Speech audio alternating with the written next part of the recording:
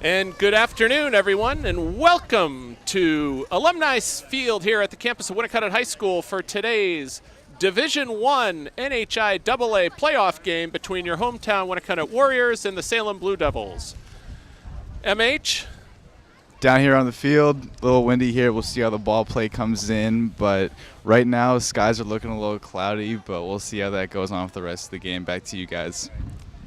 Matt Fiorentini, thank you very much. And MH, you know, it's amazing what a matter of 15 minutes can be in terms of New England weather. Unbelievable. Keith, I came to about an hour and a half before the game. It was completely fogged in and raining. I walked the field. It was in great condition.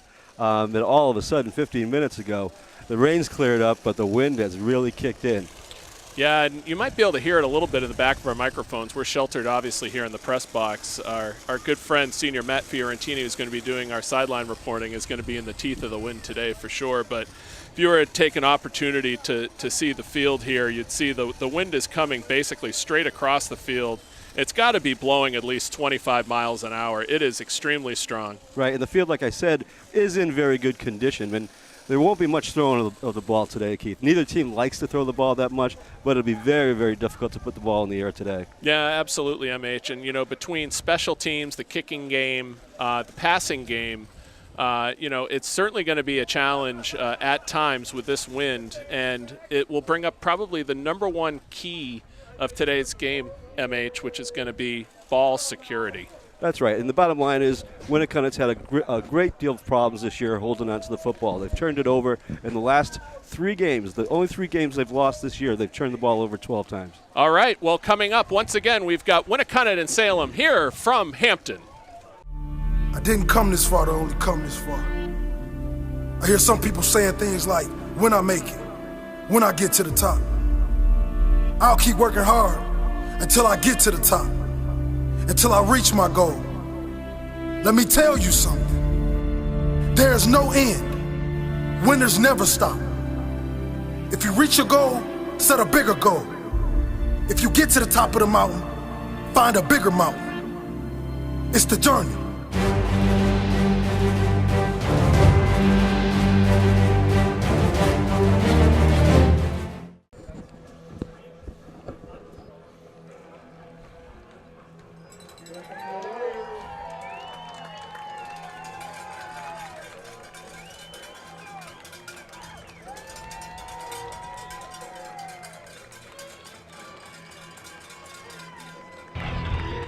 Team looks ready to go down here on the field.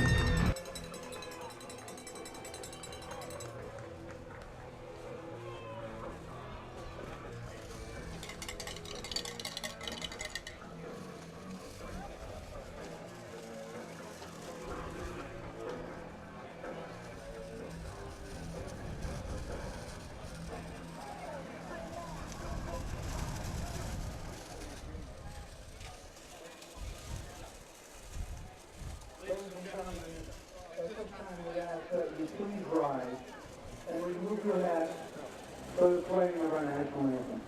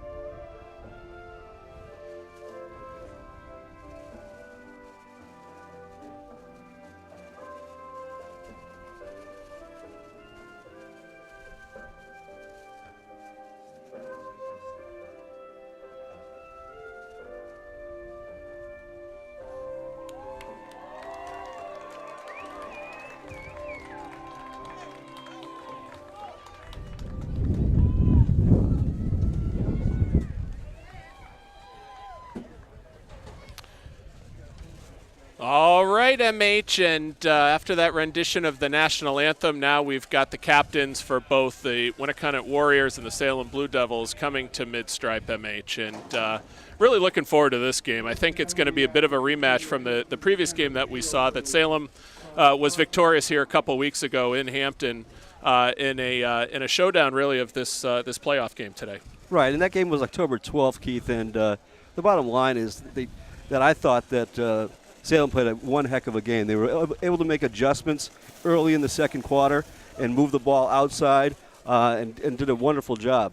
Yeah, absolutely, MH. And, if I remember correctly from that game, it was really a tale of two quarters in the first half. Really, WInnacunnet came out and scored the first touchdown of the game, really dominated the first quarter, and then Salem made some really good adjustments, started going outside a little bit more on that. WInnacunnet defense was able to get some hay in the passing game, was able to tie that game and then eventually take the lead. And I think the biggest thing in that game, MH, as we've seen with some of the games where WInnacunnet suffered defeats this year, has been around taking care of the football and turnovers. Right, and like I said in the opening, the three losses that WInnacunnet's had this year, they've turned the ball over 12 times in those three losses.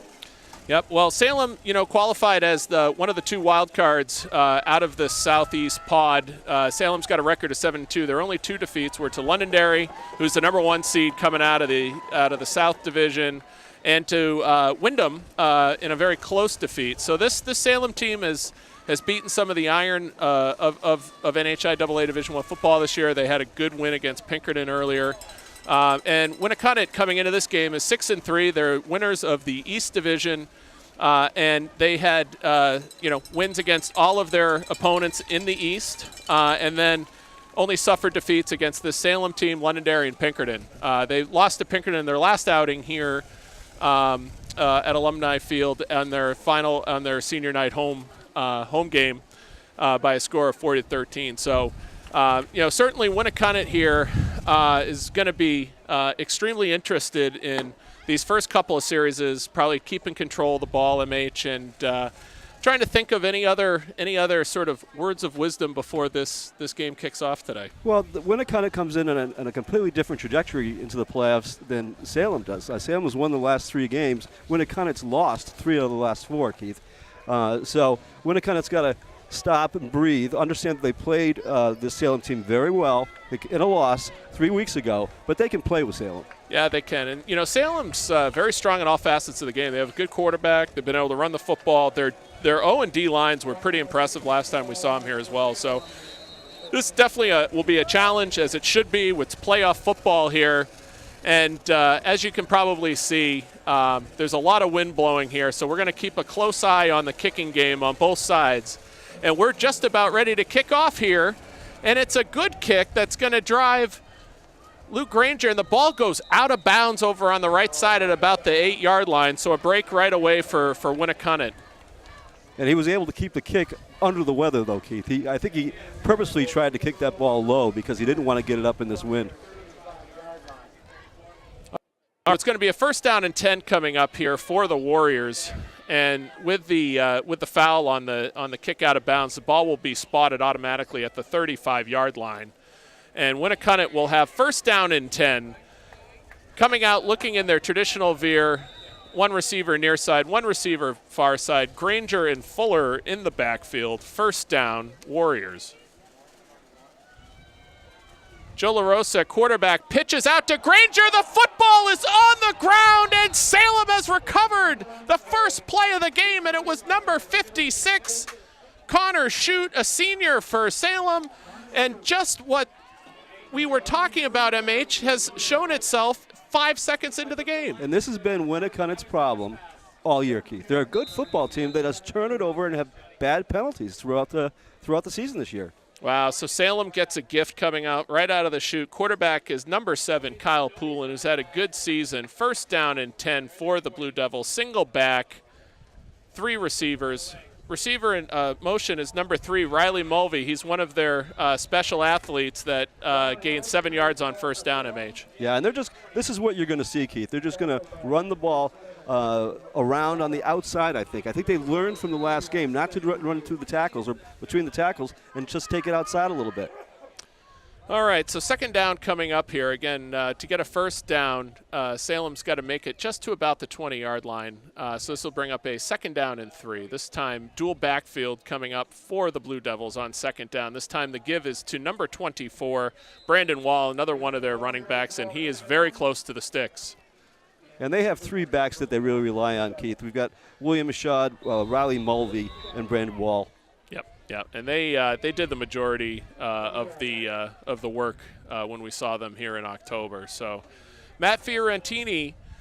So far that play was sort of coming to you, coming off the sidelines. What was your impression of that first turnover? Yeah, that last fumble here for Winnacunnet on Granger, it looked like he got the ball a little before he thought he was, took off running before he kind of had control of the ball, and then Salem just took it from there. Back to you guys. Thank you. Hey, Matt, thanks very much. So on that first down play, that rush was by number 3, Riley Mulvey, and was eaten up pretty well over there on the far sideline for minimal gain, let's say gain of a yard, so bring up a 2nd and 9. And we didn't see any field goal attempts last time we saw Salem, so really don't know much about their kicking game. But I don't think you'll see a lot of field goal attempts in this win, Keith. Yeah, probably pretty risky, I would agree. 10 minutes, 35 seconds left here and counting first quarter. No score from Hampton, New Hampshire on a very blustery Saturday afternoon. This time the give is to number 24, Brandon Wall, and he's tackled for a reasonable gain on second down. The ball's down to about the 14-yard line, and it'll bring up a 3rd down and 4. And again, the adjustment that this Salem club made last on October 12th was not to run the ball in between the tackles, but to run it outside, and we're seeing that again today.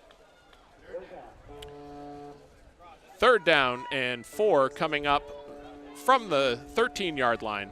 This time twin backs. Once again, it's Mishad and Mulvey in the backfield on 3rd down. They decide to give it, and it's a fumble. And just like that, Joe McDougall picks up the football, and Salem makes a mistake in their opening drive. That was very important for Winnacunnet, Keith, because they had given the ball to Salem in such great field position, and Joe McDougall comes up with a big play. I wasn't quite sure what happened there, MH. Matt Fiorentini, anything that you saw on that play? You could really tell the Warriors defense was kind of a little mad about that last play. They figured, hey, we're going to come here on defense. We're going to give it right back to you. Here they are back on offense. Thank you, Matt. 1st down and 10 now. Joe LaRosa under center. And let's see if Winnacunnet can get a clean play off. This time they do on 1st down. The gives to Fuller, and it's a gain of 3. So 2nd and 7 coming up for the Warriors. So, MH, they really dodged a bullet here a short way into the first quarter. They sure did, Keith. And the bottom line is I think that we're going to have a big game out of Jordan Fuller today, Keith. He's a junior, and but he's the best running back they've got, and he's a big, strong kid. Yeah, a couple of things coming into this game. We know that both teams have aches and bruises coming into Week 10. We know that Fuller has been dealing with some injury problems. This time the pitch is to Granger. He tries to cut back inside, and a lot of Salem white jerseys there to meet Lou Granger at the 24, and he'll bring up a 3rd and 6. You know, it's interesting, Keith. Early in the season when Winnacunnet opened up and when they're on their 5-game win streak, they were able to run the ball freely. Really freely. And what happened, I think Londonderry was the first one to expose them a little bit, that they couldn't really throw the ball. And then, bottom line is Salem went to school on it, and so did Pickerton. Yeah, that's right, MH. And it's, 3rd down and 4 here. We've got Chase over here on the near side. Over on the far side, again, is number 16, Tyler Hoare. Split backs on 3rd down. Let's call it a 3rd and 5. This time, LaRosa keeps it. He pitches late to Granger again, and they have that well snuffed out on the edge. It's going to be a loss of 2, and it'll bring up 4th down for the Warriors. Yeah, the pretty predictable calls by Winnacunnet there, Keith. And we should tell you that we just don't have the ability to throw the ball like we did last year. I'm not saying that Joe LaRosa can't throw the football, but they don't give him the opportunity until late in the game when he has to, and then he throws the interceptions. Yeah. Today, throwing the football might be a bit of a challenge anyway. And with 8 minutes left here in the first quarter, Winnacunnet is forced to punt deep in their own territory. It's a good snap. The kick is almost blocked, but it's a really good kick. It's to the 50, and it's beyond the 50, goes out of bounds at the 45. So a really good special teams play. That's a net of 40 yards and no return, which is an outstanding outcome for special teams on this breezy day. Sure it was. He got it up in the air, Keith, and the wind was blowing in that direction, or at least swirling in that direction. So he got it up in the air, and it traveled pretty well. Yep, exactly. So Salem's going to have their second possession with 7 minutes 47 seconds left on this change of possession, 1st and 10. And their first possession, again, they turned the ball over, which seemed to be sort of a miscommunication on the handoff. They tried to run a little inside handoff. The ball wound up on the ground. This time, more traditionally on first down, they've got a good gain, 8 yards, number 3, Riley Mulvey, and good blocking up front by Salem. Yeah, and Riley Mulvey had a good game against WInnacunnet in the October 12th game. I think he had 65 yards, Keith. Yeah. So they know what's coming. The WInnacunnet defense knows what they're going to do. Yeah, one of the things that with all the turnover problems they had in the previous game in Salem was that defense was on the field a long time, MH, in that game for sure. All right, 2nd and 2 coming up. This time receiver in motion comes set over here to the near side. The give is up the middle, and there's a lot of room. And he's going to go all the way. William Michaud from 47 yards. And just like that, Salem gets on the board with an early 6-0 lead. Deja vu, Keith. Deja vu. The first game that they played against Salem, we saw the exact same play. The exact same play, the exact same result. Yep. They certainly ran some misdirection over here to the left. They gave a sort of a quick handoff that sort of cut across that. And once he got to the second level, it was daylight. And just like that, with 7 minutes, 5 seconds left, Salem with a 6-0 lead pending the extra point. Their kicker, Zachary Gibbons, a senior. The kick is up, and it is good. So as Salem heads back upfield, they get the first score of the game and has a 7-0 lead. Matt, I'm going to throw this down to you. What did you see on that play from the field? Yeah, it seemed like Salem threw some misdirection their way. They handed it off quick to the first back, fake to the second back, and it seemed like the defense shifted that way, gave him a completely wide open pass to the end zone. Yeah, certainly, MH. Once he got through, he got somewhat touched coming through the first wave of defense, and then after that, he was gone. Yeah, but Keith, WINnacunnet's got to have a long scoring drive, or at least control some of the clock when they get the ball back here, because this team will not come back easily. I mean, they play well when they're in the lead, but they don't score enough points, I don't think, against a defense like Salem that they can't get down by 2 scores. Yeah. They just don't throw the ball. Yeah, one of the things you saw from Salem, and we're used to, especially over the last couple of years, MH, the O-line and the D-line for the WInnacunnet Warriors have had a lot of success. But this Salem team's pretty stout. It was sort of like when they played Goffstown last year a couple times, including in that playoff game. That Goffstown O&D line was really stout, and it was a real challenge. And those were, the first time they faced them, they won in the last seconds of the game. Second one during the playoffs, I think they won 21-7 in that game and were able to control things a little better. But, the Salem D-line is no slouch, and they're not just going to get moved off the ball like WInnacunnet's used to doing to a lot of these Division I teams this year. That's right. What they did early in the season, what WInnacunnet did, is they controlled both sides of the line. That's not going to happen with the Salem team. So the ball is along the ground purposefully, and this time it's picked up, and it's a good return out to the 43. So nice play there by Josh Chase, who was up. We saw them in practice, Salem, during the practice, doing a lot of kickoffs and balls along the ground. So I get the sense that they are not interested in kicking deep to some of those WInnacunnet speedy backs. And they're going to sort of go along the ground and make it play in front of them. Right, Granger and Kosmarczyk are both really fast kids, so that's probably a good move. Okay, so 1st down and 10 with good field position for the Warriors. Ball spotted at the 43. This time the gives to Fuller. He's got a good run on 1st down, and he's got 7. So nice job by the Warriors on 1st down. And I said it earlier, Keith. I think Jordan's going to have a big game. He had a big game last week in the loss against Pickerton. He ran for 165 yards, but he's going to have to really pound the middle if they're going to be able to take Granger and Kosmarczyk on the outside. Yeah, and I think they have to be effective running the ball up the middle, MH, so they can kick it out a little bit. I mean, certainly when they tried to run wide, Salem was definitely ready on that first possession. And now we've got a 2nd down and 4. Again, Granger and Fuller in the backfield. Hoare here to the near side at the wide receiver position. The gives to Granger. He's got the 1st down all the way to the 43-yard line. Good enough for a WInnacunnet 1st down. And the offensive line there for WInnacunnet did a great job of opening up the hole, Keith. Yeah. Yeah, definitely, MH, that's a good sign. A couple running plays in a row where they just sort of opened up the middle. That certainly will be important to see. So 1st and 10, once again, for the Warriors. Again, believe it or not, it's their 3rd possession already of the first quarter with 6 minutes even and counting here. This time the give is to Fuller. pretty well penetrated by that Salem Blue Devil defensive line for minimal gain, maybe a half a yard. And I think, Keith, at some point during this game, it may not come to the second half, so they're going to have to throw the ball. I'm not saying Joe has to throw the ball downfield.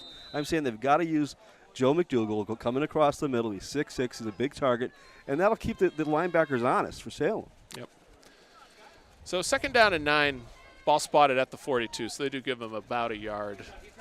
5 minutes, 25 seconds here, first quarter. La Rosa under center. This time they give it to Kazmarczyk. He's able to get, let's say, 2 yards to about the 41. So it's going to bring up a 3rd and long, 3rd and 7. And it seems that Salem was really well prepared for that play. The coaches up here in the booth were yelling before it even happened what was going to occur. Yep.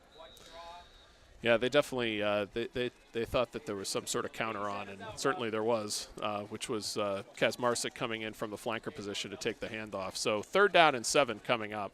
Ball spotted at the Salem 40. Tyler Hoare near side, Josh Chase far side. 3 backs, they go big here. We've seen this formation many times. They decide to throw out of it. They throw a swing pass to Fuller, and he's got decent yardage down to about the 37. He gets about half of what he needs. They need about the 34, the 33, and they're going to be about 3 yards short, 4th down. And it's probably not a punting situation now, Keith. I think they're probably going to go for it on 4th down. In fact, they were. Yeah, definitely. 4 minutes, 12 seconds here, and when it kind of looks like they're going to go for it here on 4th down, it's almost 5 yards. It's pretty. It's longer than a 4th and 3 for sure. We can call it a 4th and 4, but they go big once again. They've got Kazmarczyk over here on the near side as part of the upbacks, and then Joe La Rosa looks to throw. He's got a receiver, and that pass was dropped, incomplete. And Winnacunnet's going to turn the ball over on downs. The pass was intended for Kazmarczyk, incomplete. Yeah, Keith, I like the call play, though. I'm not saying that we have to throw the ball way downfield. I like the little, 7-8 yard passes. It'll open up the field a lot more for Fuller and for Kazmarczyk and for Granger. So big defensive possession here for Winnacunnet. Again, they certainly got lit up on that touchdown run for Salem. That was from about 46, 47 yards out. Big, important defensive position on 1st down. This time it's number 5 once again, and he's got trouble. There he goes. William Michaud's got one man to beat. It's Granger, and he tackles him just before the goal line, but makes all the way to the 2. Unbelievable. A gain of about 60 yards, MH. And that Salem offensive line did an unbelievable job opening it up for him. Once he got about 8 yards past the line of scrimmage, he was gone, Keith. Oh, yeah. So go ahead, Matt, please. Yeah, Michaud just finding that hole right there, exploiting the defense, and once again just taking it to the house. Pretty easy offense so far for Salem. Yeah, well, I think MH, you said it well. They were able to get the edge because it was so well blocked, and Michaud was able to sort of run away down the sideline, and Granger was able to sort of keep even with him enough to tackle him before going in. But this is a 1st and goal, and not much there on 1st down. So a good stop for Winnacunnet there. Brandon Wall tried to plunge over the middle and did not get there, so it's going to be a 2nd and goal. Ball spotted more at the 2, I'd say. And Winnacunnet's had the joy all season, Keith, of being able to keep running backs fresh. They bring in Kazmarczyk, they bring in Granger, they bring in Fuller. Salem can do the same thing. Yeah, that's the thing for Salem. Can do the same thing with Michaud, Mulvey, and Wall. Yep. So this time we've got Michaud in the backfield alongside Brandon Wall, number 24. Offset, 2nd down. They decide to throw it, and the pass is incomplete. Pass was dropped, actually. Michael Ferentz, who was on an in-slant and dropped a touchdown pass, MH. And Michael Ferentz had 2 touchdowns, caught 2 touchdown passes in the last game against Winnacunnet on October 12th. So big 3rd down here coming up for the Warriors, 7-0. They'd like to try to at least get off the field, holding them to 3 or 0. And it's a 3rd and goal. Ball spotted at the 2. It almost looks like it's at the 3. I mean, it's a long 2 at that. So 2 minutes, 34 seconds, clock stop on the incompletion, 3rd down. This time they sneak the football, and he is in easily. Touchdown. That was the quarterback sneak, and MH, there was not a lot of resistance on that play. They really had him fooled. No, they really didn't. And the bottom line is, Keith, I mentioned it earlier, just a moment ago. the Winnacunnet offense is not built to come from behind. They're not going to throw the ball way downfield. And unless they open up the middle a little bit for Joe McDougal, this could be a long day. Yep. And just like that, pending the extra point, Salem has a chance to go up 14. And that kick is blocked. So the extra point is no good. And as the teams head back upfield with 2 minutes and 30 seconds, the score is Salem 13, Winnacunnet nothing. And MH, what do you say as a coach, this Winnacunnet team? You know, you're down 2 touchdowns already, and the defense has been picked apart a couple times here. I mean, not the start that Winnacunnet wanted, Keith, but the problem I see is the ease of scoring. I mean, they've been able to run the ball without any problems at all. No. You know, I mean, they did 2 long runs in this game already, and we're in the first quarter. Yeah, I think we talked about it at the beginning of the broadcast, MH. This Salem team's pretty talented. Last year, that Salem team, minus a personal foul that wound up resulting in a suspension of a key running back, that team could have gone to the finals last year. And certainly this year, they're an extremely strong team. That's just the reality of it. And the thing I like about Salem, Keith, is they're getting better as the season goes on. They're on a nice little run here. They've won 3 out of their last 4. Winnacunnet, or they've won the last 3 for Salem. Winnacunnet's lost 3 out of the last 4 games. They have. So it's tough. They're going to have to find something here. All right, so the senior Zachary Gibbons to kick off again. A lot of upbacks here for Winnacunnet, expecting him to kick the ball along the ground. And this time it's, got to pick up the ball, and here it goes. Here's Granger. Granger tries to run it up in there, and he's going to have about the 37, 36-yard line. First down coming up for the Warriors. Well, it'll be interesting to see what happens with the Winnacunnet offense now, Keith. Are they going to start panicking right away, or are they just going to try to take some time off the clock and run the veer the way they've done it all year? I think they need a long drive, MH. Yeah, I think so too. Need to have the defense regroup again. They got a lot of guys on this team that are playing both ways, right? So, you got to do it one way or the other, MH. And I think a long, sustained drive would be of high importance here. Anyway, 1st and 10 coming up. This time, Joe LaRosa keeps the football. He's got running room, and he's got a first down all the way to the 48-yard line. And that's what they needed, a little bit of momentum there. Change it around a little bit. All right, so 2 minutes, 15 seconds. Matt, what was your impression of that second drive by Salem? Sorry, what did you say there, Keith? What was your impression of that second drive by the Salem Blue Devils? Second drive. Yeah. It was just same as the first one almost. Easy runs on the first couple plays, and once they got to the end zone, it was kind of written from there. Decent defense by Winnacunnet in the red zone, but nothing they can do when you're at the 5-yard line. Back to you guys. So Jordan Fuller runs hard for about 1.5 yards. Had a little bit of trouble with that exchange, but ultimately was Fuller.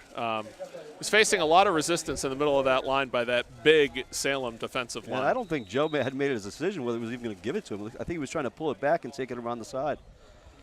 Got Jordan Labasieri, the senior, that's sitting right over the nose of the football there, who certainly had a good game the previous game. And it's going to be about 2nd down and 7. Ball spotted at the Salem 48-yard line. LaRosa looks to throw. That pass is complete. Joe McDougal on and out, and he's got about 5 yards. Ball spotted at the Salem 43. It'll bring up a 3rd and about 2. And I think they've got to do that. I mentioned it before, Keith. I think you've got to utilize big Joe McDougal. He's 6'6", coming across. I don't want LaRosa throwing the ball 30 yards down the field to Granger, Kasmarczyk, or to Hoare or Chase. I mean, the bottom line is they've got to keep the short passes, keep the talent level where Joe wants it. Yeah, McDougal's the biggest guy out in the field there. They should be getting him the ball much more. 3rd down and 2 coming up. They go big here with Fuller and Granger in the backfield. Everybody along the line. This give is to Granger. He's getting sent backwards. He's able to bounce, and he's got the first down. And he keeps going, and he's out of bounds right at about the 30-yard line. Great job by Lou Granger, who kept bouncing. And you called it, Keith. Winnacunnet really needs a long, sustained drive. I mean, it's almost 26 seconds left in the first quarter. They need to control the ball and the time. Yep. Could be a hold here, guys. Holding against the Warriors. There you go. So thank you, Matt. Yeah, so holding on the WInnacunnet Warriors, that'll send them back 10 yards, and we'll see. Looks like the spot of the foul is right on the 40, so it's going to bring up, looks like about should be a 2nd and 9, or 3rd and 9, sorry, yeah, 3rd and 9. Deja vu, Keith. Deja vu. Every game we've covered here, our home games, they've just killed themselves with penalties and with turnovers. So they took a 3rd and short, now is a 3rd and 9. LaRosa looks to throw. This time they run a draw. There's Fuller, who's churning his legs, and he's able to get close to first down yardage. He looks like he's short a yard, and it'll bring up a 4th down and short for the Warriors. Yeah, LaRosa had his eyes up there looking at pass, but in the end they hand it off to Fuller. He gets a good gain on that play. Well, it looks like here the first quarter is just about ready to expire, so they will change ends here. And at the end of one, we've got the Salem Blue Devils, MH, with a 13-0 lead. And Salem's looked really very good, Keith. I mean, they looked great on October 12th, let's be honest. But they've looked really good today, and they've done the same thing on offense. They've taken the ball on the outside, and the running backs are having a lot of success. Yep. So, Salem certainly clearly here with a couple of big runs has taken control of this football game. However, WInnacunnett's going to have a 4th down here that's going to be spotted right at about the Salem 42. I think it's really important, MH, that they go out here and try to at least secure a 1st down and just keep this drive going. I agree with you, Keith. And I think you made an excellent point just a few moments ago when we talked about a lot of these WInnacunnet players are going both ways. And it's the 10th game of the season. So there could be a fatigue factor. Yeah. I mean, one of the things that, that we certainly saw starting in the second quarter of that previous game was Salem's ability to sort of get the edge and go, which we've seen one instance of, and then with WInnacunnet then knowing that they can get the edge, they get spread out a little bit, and they're able to sort of hit it up inside. But, this D-line of Salem's pretty stout, and this is certainly a man-up play on 4th down and 1 for the Warriors. This time they run a sneak, and they've got it. So great push up front by WInnacunnet. They sort of clear it out, and great interior push. That underneath that pile, again, you had Fennessy, you had number 72, Jacob Tomlins as well, and great job. 1st down coming up for the Warriors. So 11 minutes, 50 seconds here. We've just started the second quarter. Salem has a 13-0 lead here on the road with the sun shining and the wind blowing here. 1st and 10, LaRosa under center. They run big backfield again. This time the give is to Fuller. He's able to bounce and not much there. Gain of 1, 2nd and 9. And WInnacunnet really does need a long, sustained drive. They don't want to give the offense of Salem back the ball because Salem will score fast. They just demonstrate it. Yeah, exactly. That was Jared White, the senior, in the tackle. And, one of the things that we've seen, MH, that the not just the Salem D-line, but the Salem linebackers really fast to the football. They're a pretty impressive group. Yeah, they close quickly. We've got 2nd down and 9 coming up. Again, Fuller, Granger in the backfield. This time the give is to Granger. He's got a great gain on 2nd down. That's good enough for a 1st down for the Warriors. Ball spotted at the 29 of the Blue Devils. And a little bit of a surprise from the Salem defense. They didn't react well to Granger up the middle. They're used to Granger taking it out the edge and having Fuller go up the middle. Nice move by Granger. Yeah, they were certainly much faster on that gap, and it's going to bring up a 1st and 10 here for the Warriors. And Josh Chase over here near side, Tyler Hoare far side, split backs. 1st and 10 for the Warriors. This time the gives to Granger. Again, not much there. Tackled by both number 55, Bo Dillon, and number 65, Jordan Labissiere for the Blue Devils. 2nd down and 8 coming up. Yeah, so now the Warriors got the ball deep in the Salem territory, really looking to capitalize here, down 2 touchdowns, trying to bring this game closer. Yeah, absolutely, Matt. I think certainly here, clock is as important as a good sustained drive, but certainly would like to see them punch this thing in. 2nd down and 8 coming up. LaRosa under center. Split backs again, traditional veer look. This time they try to pitch it. They've got Fuller. Fuller's on the edge. He keeps his feet. He's down the sideline, and he's got the 12-yard line. 1st down, Warriors. And he got a great block on the outside there, Keith. That allowed him to get the edge. Thought you made a good point, MH, which was the word patience. You know, I think you hit it right on the money. They have to be patient with their game plan here a little bit, and looks like he stepped out of bounds before he was able to turn upfield. So it's actually only a gain of about 6 or 7. So it's going to bring up a 3rd down and short. This time Kazmarczyk and Granger in the backfield. And they have a procedure penalty by Tyler Hoare on the far side of the ball. Not good. Those are penalties that kill you. You're looking down the line, Keith. You're looking at the football. These are just inexcusable mistakes. Yeah. So that's going to make a 3rd and 7 now, which was once a 3rd and 2, and maybe a 3rd and 6. It's ball spotted at the 26. They've got to get the 20, so let's call it a 3rd and 6. 9 minutes, 45 seconds left.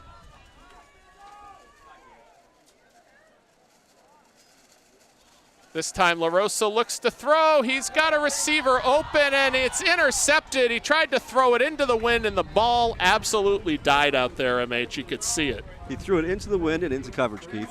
And that's what I was talking about. You don't have to throw the ball 20 yards down the field. You just need the quick passes, the 8-yard, 9-yard passes.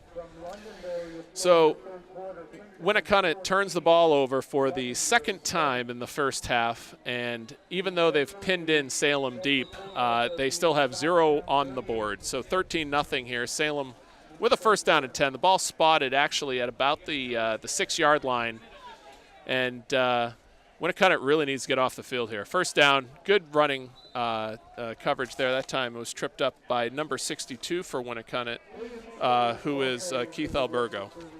Yeah, you can see LaRosa on that play going for McDougal, but the wind really becoming a factor. Kind of got underthrown, and the interception was the result of that. Yeah, the ball just sort of hung up in the wind. You could clearly see it from up here in the press box. The ball just died. He was trying to look for McDougal coming across, and that ball died and fell about 3 or 4 yards short. It was an easy pick, actually. And you felt a little bit of momentum being picked up by WInnacunnet on that drive until the turnover, Keith. And the penalty. Yep. Penalty was big. So 2nd down here, good defense again by WInnacunnet. Not much there. It's going to bring up a 3rd and long here for Salem. They're going to have about a 3rd and 6.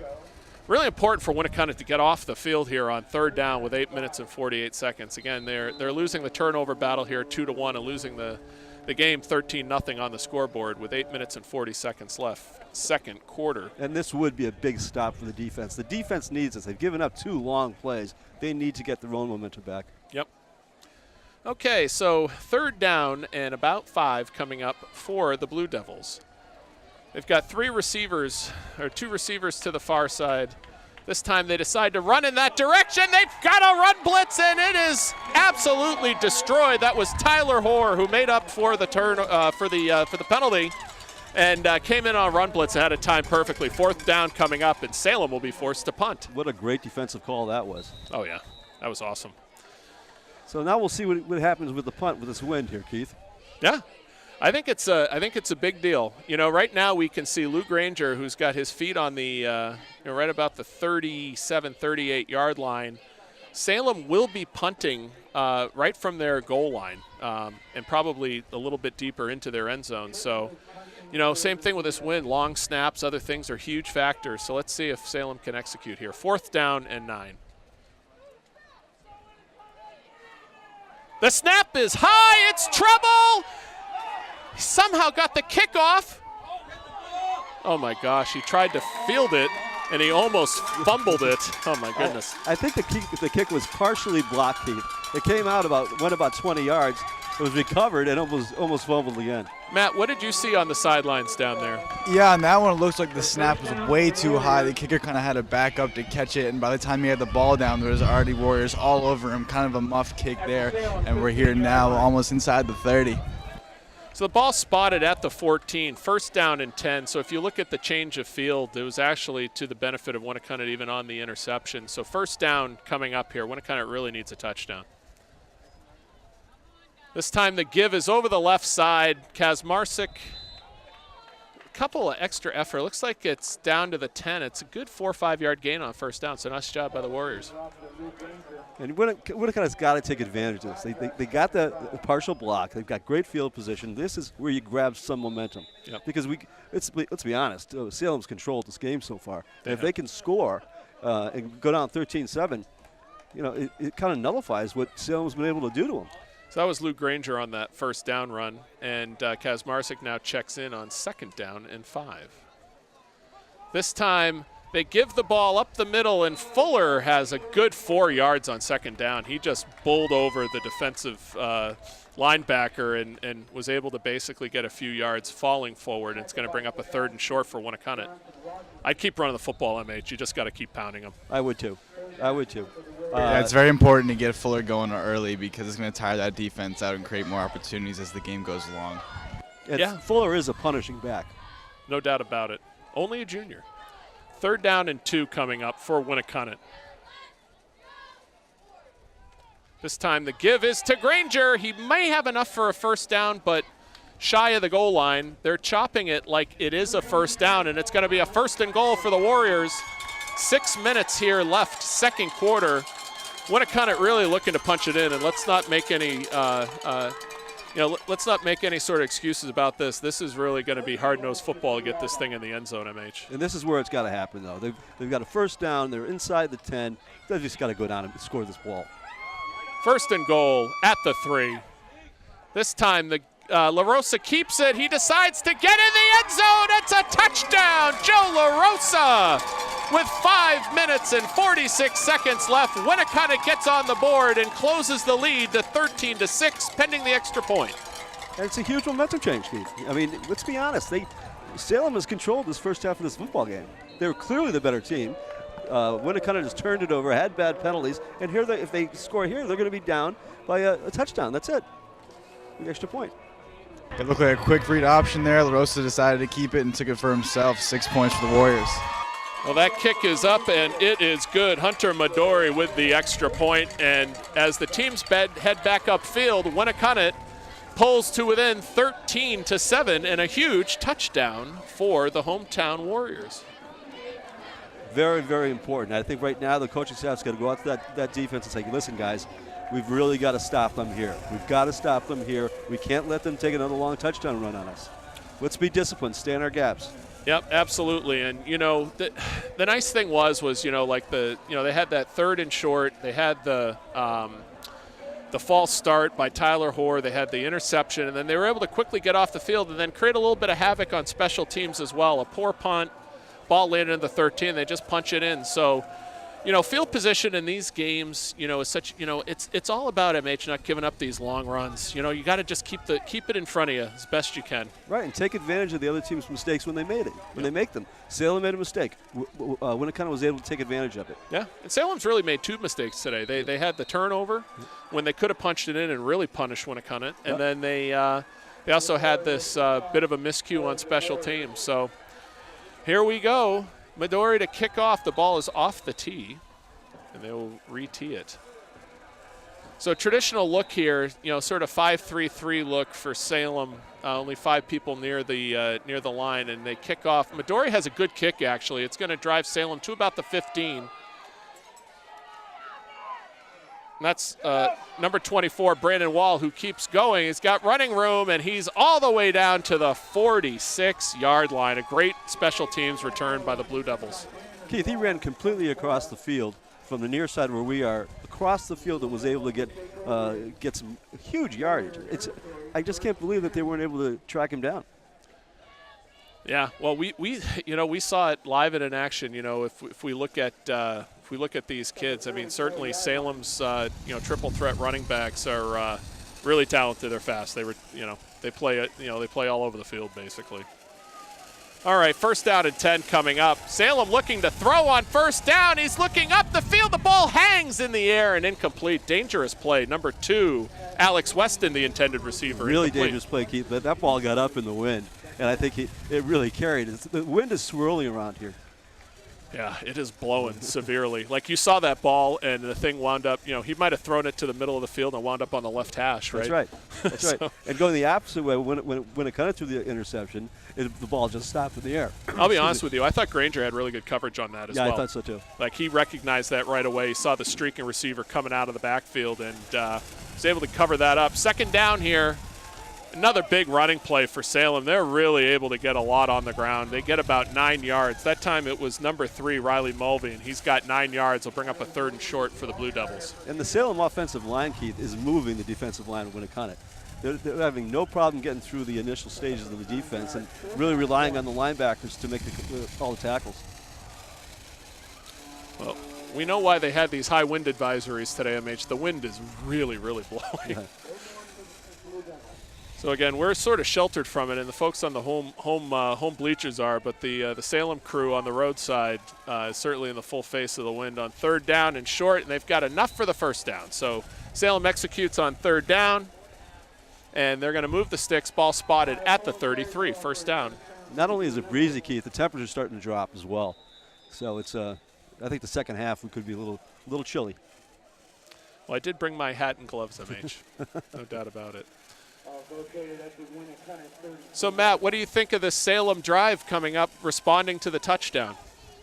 It seems like Salem's ready to punch one here. Again, they're inside the 40. They just picked up a good run play, and we'll see what they do here. Double handoff. Not much there. Let them go. 2nd down. Their run game has been relentless so far. Well, it's as advertised. I mean, it's not just the WInnacunnet Warriors have now seen it twice. You know, they've run the football against really good teams, right? They really have. I mean, they've got some big wins this year. Right. And the other thing is you know, you look at them defensively, like, you know, they held up Pinkerton like 14 points, you know, and that means that they can also sort of control it a little bit on the defensive side of the ball too. So this is certainly a stout test for the Warriors here at home. And even though the Warriors are at home, they have a 6-3 record. Salem is 7-2. They run blitz on 2nd down. It looks like the ball was on the ground and covered up. It's going to bring up a 3rd and long for Salem. That's the 2nd time they've had those blitzes come through, Keith. I like them. I do too. Especially when the team is able to move the ball against you pretty easily. You got to change something up, and that blitz does that. Yep. And especially when you get in these different down and distance packages, it is nice to be able to mix things up. You know, I feel like Salem running the ball from the line of scrimmage, you know, has been doing a really good job in regular down and distances. These long down and distances, let's see what they got here. 3rd and 9. Timeout here is going to be chopped. Looks like Salem's going to burn their first. So. Yeah, they'll probably just try to get half of it back, Keith. They're not going to be kicking a field goal in this stuff. So they're down in the area of the field where I think they'll use 2 downs to get it. Yeah, which means that they don't necessarily have to throw the ball here on 3rd and 9. No. This would be a huge job for the Warriors defense. Yeah, well, the Warriors defense, Matt, I mean, has been, you know, has received 2 long touchdown runs, right? So we've seen a bit of a skewing here. One run that went out to the left sideline, up the sideline for a touchdown. Another one where they sort of spread them out, ran a little counter, and we, as MH said earlier in the broadcast, we saw that same play in October, where it almost looked like a carbon copy. Once he got in the 2nd level, he ran straight up in between the hashes, straight to the end zone. Right, and Salem's not the only team that's had long runs against this WInnacunnet defense, Keith. And last weekend they had some long runs at Pinkerton against WInnacunnet. So they've really got to step up. Stay in your gaps. One receiver out here to the far side for Salem with single coverage by Granger. On 3rd and 9, they run a bit of a counter up the middle. Gets about half of it back, but it's going to bring up a 4th down and about 5. Again, that's that fast running back, William Michaud, who's been just tremendous. Smart play call, Keith, I think. They knew they were probably going to go for it with 2 downs on 4th down. So get half of it back now and get the second half. So ball spotted on the 29. It's a 4th down and 6. Big stop coming up here for the Warriors on 4th down. This time they look a quick pass. They have number 40 over the middle, and it's a good call. And the ball's on the ground, and they're going to say that the ball was down by contact. And I believe he's right. So yeah, down here, 40 clearly looked down before that ball came out, guys. Okay, thanks, Matt. So it's 1st down coming up. Ball spotted now at the WInnacunnet 19. So a good play call. They ran a little completion to number 40, Mosher, who's a senior. Great play call. That's exactly what I'd like to see WInnacunnet do with McDougal. 1st and 10. This time the quarterback keeps it. They've got a receiver wide open. It's the same guy, Mosher, and he's got close to the end line, and he's going to be down at the 1. So they're able to get him out into the flat this time, wide open. Yeah, and a really nice play call because they're mixing it up now. They've adjusted themselves a little bit. They know they can run the ball and Winnacunnet. They know they got Winnacunnet back on their heels a little bit, so they decide to throw the ball. Great call. It's an injury over here on the far sideline. A Winnacunnet player down, so we'll pause here. But yeah, that's the first time we've really called Mosher's number. Guy's name is Sebastian Mosher, a senior. And on 2 straight plays, it picks up the 4th down and then almost gets into the end zone. Yep. And Rich Camarado shaking up on the play, that number 27. Okay, thanks very much, Matt. There he is. He's coming off the field on his own power, which is great to see. Looks a little woozy, though, Keith. Yeah. Well, certainly he definitely tried to prevent that Salem player from getting to the pylon, and he did so successfully. But it's down at the 1-yard line, so another big opportunity here for Salem to re-extend their lead. It'd be devastating with 2 minutes left in the half, Keith, to give up another touchdown. Yeah, and Salem gets the ball in the second half. That's the other thing. Right, and this Winnacunnet team isn't built to come back. Clear frustration on Camarado's face here when he comes to the sideline. All right, first down. The give is to number 5, and he is in for the touchdown. William Michaud right on first down, right on cue, and Salem extends their lead to 19-7 pending the extra point. They may go for 2 here, Keith. I wouldn't be surprised. Well, let us see. They send out their kicker, Zachary Gibbons, so. Risky to kick in this type of wind. Oh, we shall see. Yep. Aim it towards the middle left, middle right upright. Oh, they do fake it, MH. Good call. He's wide open. You should put on your coaching headset. There you go. That was clear as a bell to me. You looked at the score, you looked at the wind. It made sense. Brandon Wall was wide open, well executed by Salem, and they get the 2-point conversion and go up 21-7. That's right. And so the bottom line is, it's devastating. I think it's devastating for Winnacunnet to give up another touchdown that late in the half. So they're going to have to go back to the scoring board. They got plenty of time. They got their timeouts. They got 2 minutes left. If they can get the ball in decent field position, they could go down and score. One thing they've been able to do is get the ball, and it's not like Salem's kicking the ball deep. They're purposely keeping the ball along the ground or close to the ground, and you can have drives start beyond the 40-yard line and make some hay. Yeah, and what Winnacunnet does need on offense is a big play. They need a big run. Like Salem's had 2 big plays in this game. Winnacunnet needs a big play. You can really feel the momentum dying down here on the sideline. It seems like on their faces, they can just feel it. Well, part of the momentum killer on that last drive, MH, was the initial special teams play with a long run back. That's a huge play in that game, right? It's a huge play. They just come off the touchdown. They give up, 40, 50 yards on the return, where the guy came all the way across the field from the near sideline and got up the far sideline, which is a great athletic play on Salem's part, but difficult to give up if you're Winnacunnet. And the ball is in the air. Here's Kaz Marsick. He's got some running room, and he's able to get the 40, so he's got the 41 with 1:59 to play here. And Winnacunnet's they should not get their foot off the gas here, because I think they need to score before halftime. I agree with you 100%, and they're going to have to, we talked about it. Can Joe LaRosa throw the ball downfield? He doesn't do that. It's not that he can't do that, but he's always in these positions where they're going to be looking for it. There's no surprise. So if Joe starts throwing the football, disasters could occur too, Keith. Yeah, you definitely don't want to turn the ball over here, but let's see if they can get another drive here. Again, they have all 3 timeouts, as you had mentioned. This time they try to run a little bit of a counter, and Salem's waiting for that. Yeah. Granger tried to run outside. They faked out. They handed off in, and not much there. Second out. 1:47 and counting. And the clock's running. Yeah, sending Granger in motion that play, thinking they could maybe throw him off, but Salem was definitely ready for them right there. Second down and 9 coming up. Ball spotted at the 42. 1 minute, 34 seconds and counting here, second quarter. And the wind is blowing harder than it has all game. And getting colder. Oh, my goodness. Second down and 9. Oh, my goodness. That's a number 68 for Salem. Jordan Scott, who tackles the football at the handoff. Sorry, that was 58, I believe. He had both LaRosa. He tackled both LaRosa and Kazmarchin. So, Salem's got 2 timeouts here. I'm not sure in this field position with this amount of time if Winnacunnet's now in any rush at all. I don't think they are anymore. They may just decide to try to run this thing out. Yeah, you want to get the ball in the air here, but with this wind, it's virtually impossible for Winnacunnet to get any game in the air. which is part of the reason why we talked earlier in the broadcast about not getting down too far. And La Rosa fumbled the football on 3rd down. Was able to jump on it, thank God, though, Keith. So 37 seconds left, and there's going to be a timeout probably taken by Salem. Let's see. He's saying my timeout. Let's see. Yeah, no, it's probably a Salem timeout, I would think. I think Salem would just be happy to go to halftime right now, Keith, with a 2-touchdown lead, don't you? I think with the wind, I'd try something on the punt on 4th down. I'd make them kick the ball at least. Oh, yeah, but I think they're looking for a turnover right now at WInnacunnet. But if Salem gets the ball back, a decent field position, I think they'll just go to the locker room. I would timeout. Get your guys over there and say, guys, we've got to make a stop right here. There's only 16 seconds left in the half. We give up a touchdown now, we're in big, big trouble.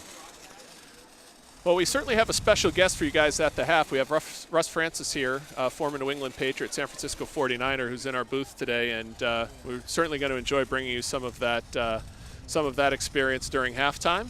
And with about 16 seconds left, MH, ball at the 28. Put on your coaching hat. What do you think you do if you're Salem? Do you put the ball up in the air a couple times? I put the ball up in the air, Keith, throwing it to the sidelines so they can get out of bounds. Because you're going to stop your clock, obviously, with an incomplete pass. So I would not be surprised. The kid seems like he throws a really nice football, too. All right, Matt, I'm going to have you put your coaching hat on. What do you do here? Sorry, what Keith didn't catch you there. If you had to put your coaching hat on, what are you going to do here if you're Salem? You going to throw the ball or run it here? I say you got to run in here. You got a good lead, just run the clock out, send it into half. All right, well, 16 seconds left. They still could run and call a timeout and then throw sure on could. 4th down. So they have options. But here they clearly empty out the backfield. So let's see what they do. They could bring a runner in motion as well. Let's see. Nope, they empty it out. Here comes Joe McDougal off the edge. They don't get him. And there's that play again, MH, to number 40. And he's out of bounds at about the 10-yard line with 8 seconds left. So this is real danger territory here for WInnacunnet. It sure is. And you were correct. That's exactly what they ran. Sebastian Mosher, 1st down. Yeah, it made sense because it gives them plenty of time to get out of bounds. Incomplete pass stops the clock. I wouldn't be surprised. Same thing again here today, right now. So it's a 1st and goal at the 9, and with 8 seconds left, it's potentially can still get 2 plays off. Quick hitter plays. The Salem team's executed fabulously. They really have. They're really impressive. They're disciplined too, Keith. Back to throw once again and that pass is caught for the touchdown. Unbelievable. The pass is complete to number 10, Michael Ferentz, with 4 seconds left and a killing touchdown here for the Warriors. Really well thrown football, Keith. A really good pattern run by the wide receiver. But this is real dangerous time. Yeah, and we said it earlier, Salem gets the ball back in the second half. They go up here now 27-7, and that is certainly a devastating touchdown for the hometown team here. And the kick is up, and it's blocked. So with 4 seconds left, teams are going to head back upfield. There'll be one kick here, likely, and WInnacunnet's in a huge hole at home. Yeah, I'm not necessarily criticizing the WInnacunnet team. The Veer offense isn't built to come back. The Veer offense is so predictable. It takes a lot of time off of the clock. And if you don't have the ability to throw the ball, Keith, you're not going to be able to put a lot of points up on the scoreboard. On the other hand, they have had no big plays. They need a big play by one of the running backs or by La Rosa to get a quick score if you're going to ever come back in the second half. Right. Yeah, you're absolutely right, MH. And, this Salem team, you got to give them credit. They've been extremely precise in the way that they've run their offense today. They had the one turnover early. That was really offensively the only miscue they've had, and they've been pretty dominant here. Yeah, they've shown some good amount of passing. It wasn't the last time we saw them on October 12th. They just ran the ball. This kid's able to throw the football. Absolutely. All right, potentially last play here of the first half. Again, it's Zachary Gibbons to kick here for the Blue Devils. And here we go. Kick is along the ground. It's fielded by an up back.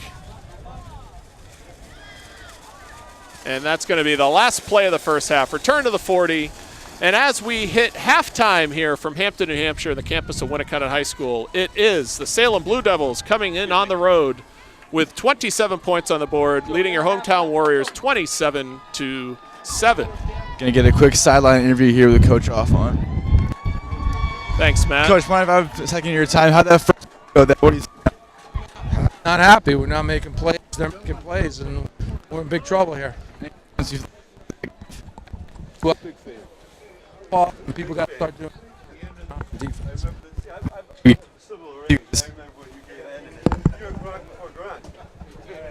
All right, Matt. Thanks very much. And as we alluded to at halftime, we have a very special guest here in the booth. We have Russ Francis, former New England Patriot and San Francisco 49er here, and we're going to spend a little bit of time talking with Russ at halftime and just sort of give you a little bit of an update in terms of what's been going on in his life. Certainly, Russ was a great player, Super Bowl champion, and is back in town this weekend, and certainly very happy to have him here in the booth. So first of all, welcome, Russ Francis. Thanks very much for being here. Thank you. What an exciting day for football. Oh, it sure was. Like it was pouring rain, and then all of a sudden it started to brighten up, and then the wind started blowing quite heavily here today, huh? Yeah, I ran down along the beach. I lived up here for a little while a couple summers ago.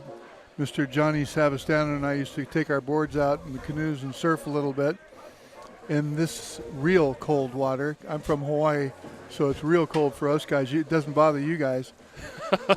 But with the change of the colors, I came in for the sports memorabilia show at the Shriners Auditorium, and Steve Grogan was there. Oh, wow. Who was my quarterback. We came into the league together with the Patriots in 1975, and Joe Montana was there. Oh, wow. When I retired and then came back into football and played in San Francisco, he was my quarterback. So I got a picture for the first time, probably the last time ever, of my two quarterbacks and myself, just to sort of exchange old stories and talk about the Patriots game tomorrow. And Johnny Savastano invited me over to watch the playoff game here with the Warriors. I wouldn't have missed it. Oh, that's awesome, Russ. I appreciate you, first of all, being here in the booth with us. And he said you had a card show up here, or up at Shriners Auditorium, a memorabilia show, but never realized that you lived in the Hampton area and had a place up here. I did. I was doing some work with, I did ESPN radio for the Patriots pregame show back, I guess it's about 7-8 years ago or so. And did a Thursday night Sports Illustrated TV show in Boston, and then had a radio show here, regional, in the area every Saturday, a 3-hour show, mainly talking about sports and the outdoors and surfing. Oh, wow. Yeah. And lobstering, and all the fun things that you do here in New England. You get a guy from Hawaii like me who came here as a 21-year-old to play with the Patriots. I mean, I thought I'd died and gone to heaven. I can fly up. I have a little airplane, and I fly up to LL Bean up in Maine. I go surf on the Rhode Island coast or along the coast over here. And then I found Hampton Beach. Oh, yeah. Cinnamon Rainbow Surf Shop, to give a plug to those guys. And they had a board my size, which is not normal. Yeah, exactly. And you would know, I sympathize. Yeah, you're taller than I am. So I love the area. I've got a lot of friends here. It's great to be back. Oh, that's so excellent. And one of the facts that some folks maybe not know is that you're a real accomplished pilot. Well, I've been flying for 44 years. Started in college, and but thank you for saying accomplished. Sometimes I feel like it, sometimes I don't. But I had a little charter service. I'm a commercial pilot, inter-island in Hawaii, and helicopter service, and learned to fly helicopters and scared myself with those. And still flying, still enjoy it, and New England was, if you can imagine a guy from Hawaii who moves here at 21 years old and has a little airplane, because the Patriots allowed me with a little tiny signing bonus to buy this little airplane. I flew it from Eugene, Oregon to Norwood Airport in Boston. And then on my day off, I would fly to Nantucket or Martha's Vineyard or to LL Bean during training camp, which the coaches really didn't care for, especially when you're 22, 23 years old and don't know what you're doing. They found out that I disappeared during lunch at training camp at Smithfield College because I was flying over to Nantucket for a sandwich. And and that was probably going to be okay, but I was taking Steve Grogan with me. I was taking Darryl Stingley with me. I was taking everybody that would fly with me because I was trying to get them. We weren't getting paid much money in those days, trying to get them to chip in on the fuel. I can imagine what it was like when they looked after lunch and realized their whole first offense was on an airplane somewhere. Oh, we had a great time. Oh, that's fantastic. And where is home for you now? Where do you reside? I live in Cody, Wyoming. Okay. I moved there from Hawaii about 3 years ago. 500,000 people in the entire state. Got a little ranch on a river there and do a little fly fishing and enjoy the quiet, but I love coming back here. I go to Hawaii next month. So I still get back and forth, and I do some work as a consultant, business consultant back in Oregon, where I have family as well. So the idea of being able to get here, go to the game tomorrow, memorabilia show today, meet Kenny Hodges, who I haven't seen in a long time, Jim Rice, Dwight Evans, my heroes. When I was here, I wanted to be a baseball player so bad. I had been drafted by the Kansas City Royals, but they didn't give me a signing bonus. I couldn't buy an airplane. So I only played 1 year of college football my junior year at the University of Oregon. They would give me a little signing bonus so I could get the plane.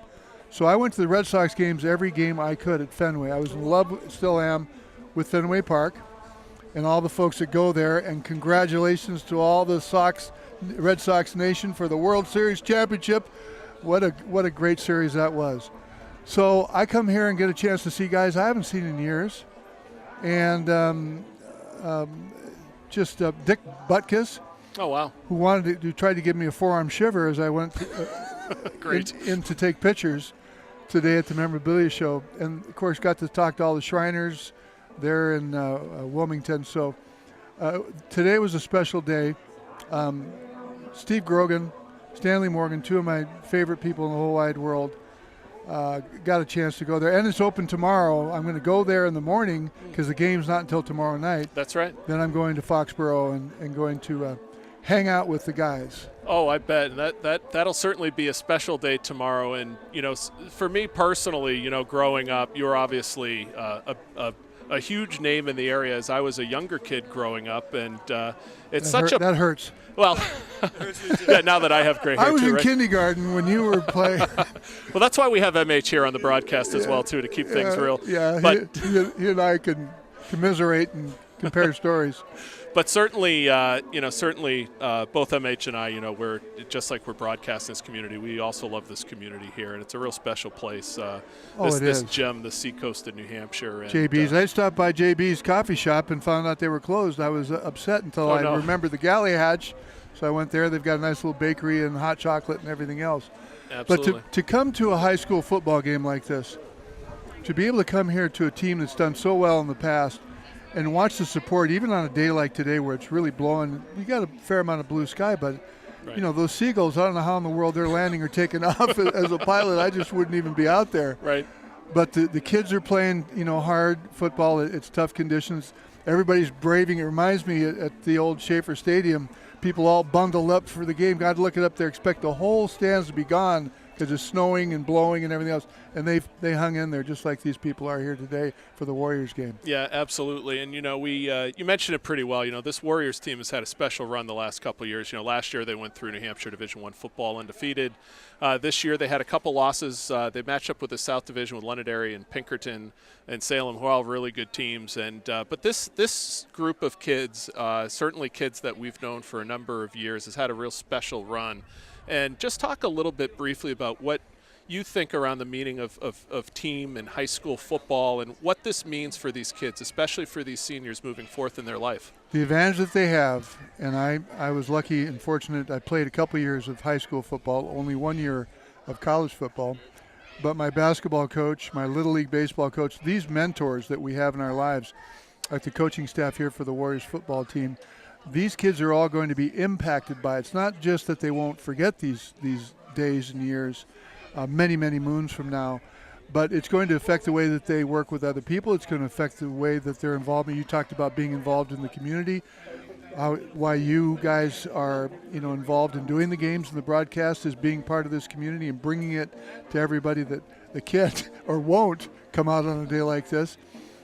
these young men and all the people that are around the program. You've got the people who tape ankles and the guy, the water boy, for crying out loud. I was the water boy for my high school football team just because I wanted to ride the bus and go to different parts of the island on Oahu where I grew up. Of course, the cheerleaders had nothing to do with it. But then they made me, play football, and I just wanted to be a baseball player. So I was kind of a duck out of water. Mm-hmm.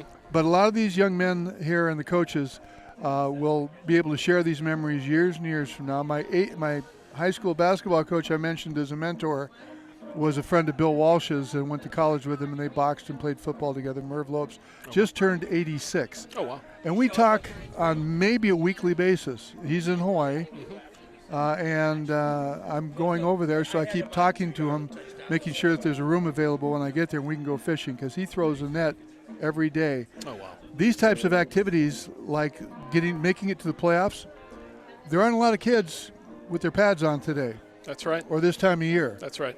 Having played the Super Bowl with the San Francisco 49ers, only 2 teams get there, 1 team wins. So to be back in the playoffs after those 2 great years, well, more than 2 years these young players have been playing together, coming out here and making the playoffs again, this is something that's going to help them in everything they do. Yeah, absolutely. And, certainly from a community aspect, the program here has had excellent support over the years from the like you said, from the business community, from the community in general.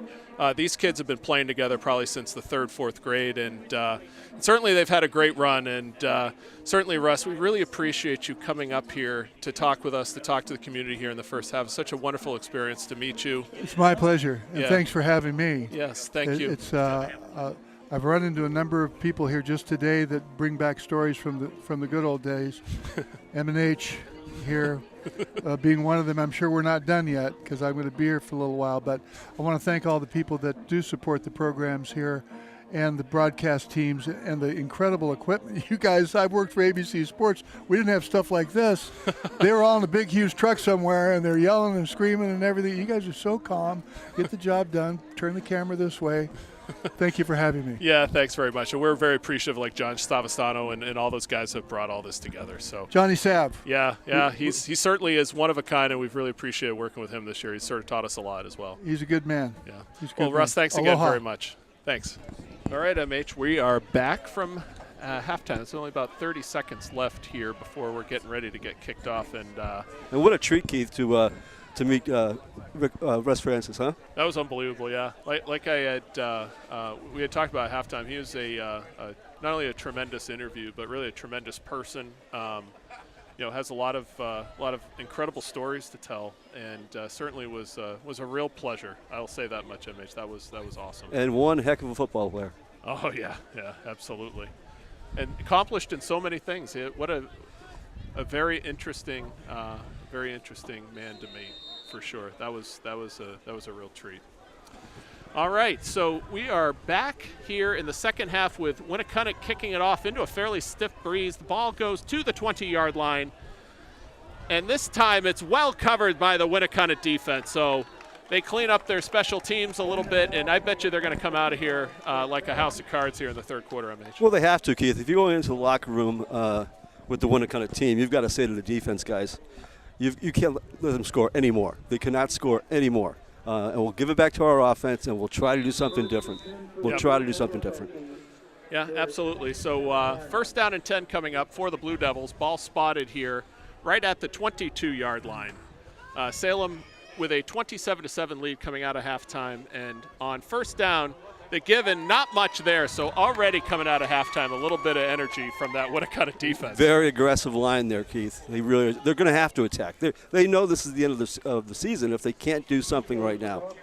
That's right. So no gain there on first down. So second down and 10 coming up for the Blue Devils. Again, we've got that defensive line of Salvaggio, Jacob Tomlins, and Fennessy there alongside number 62, Keith Albergo.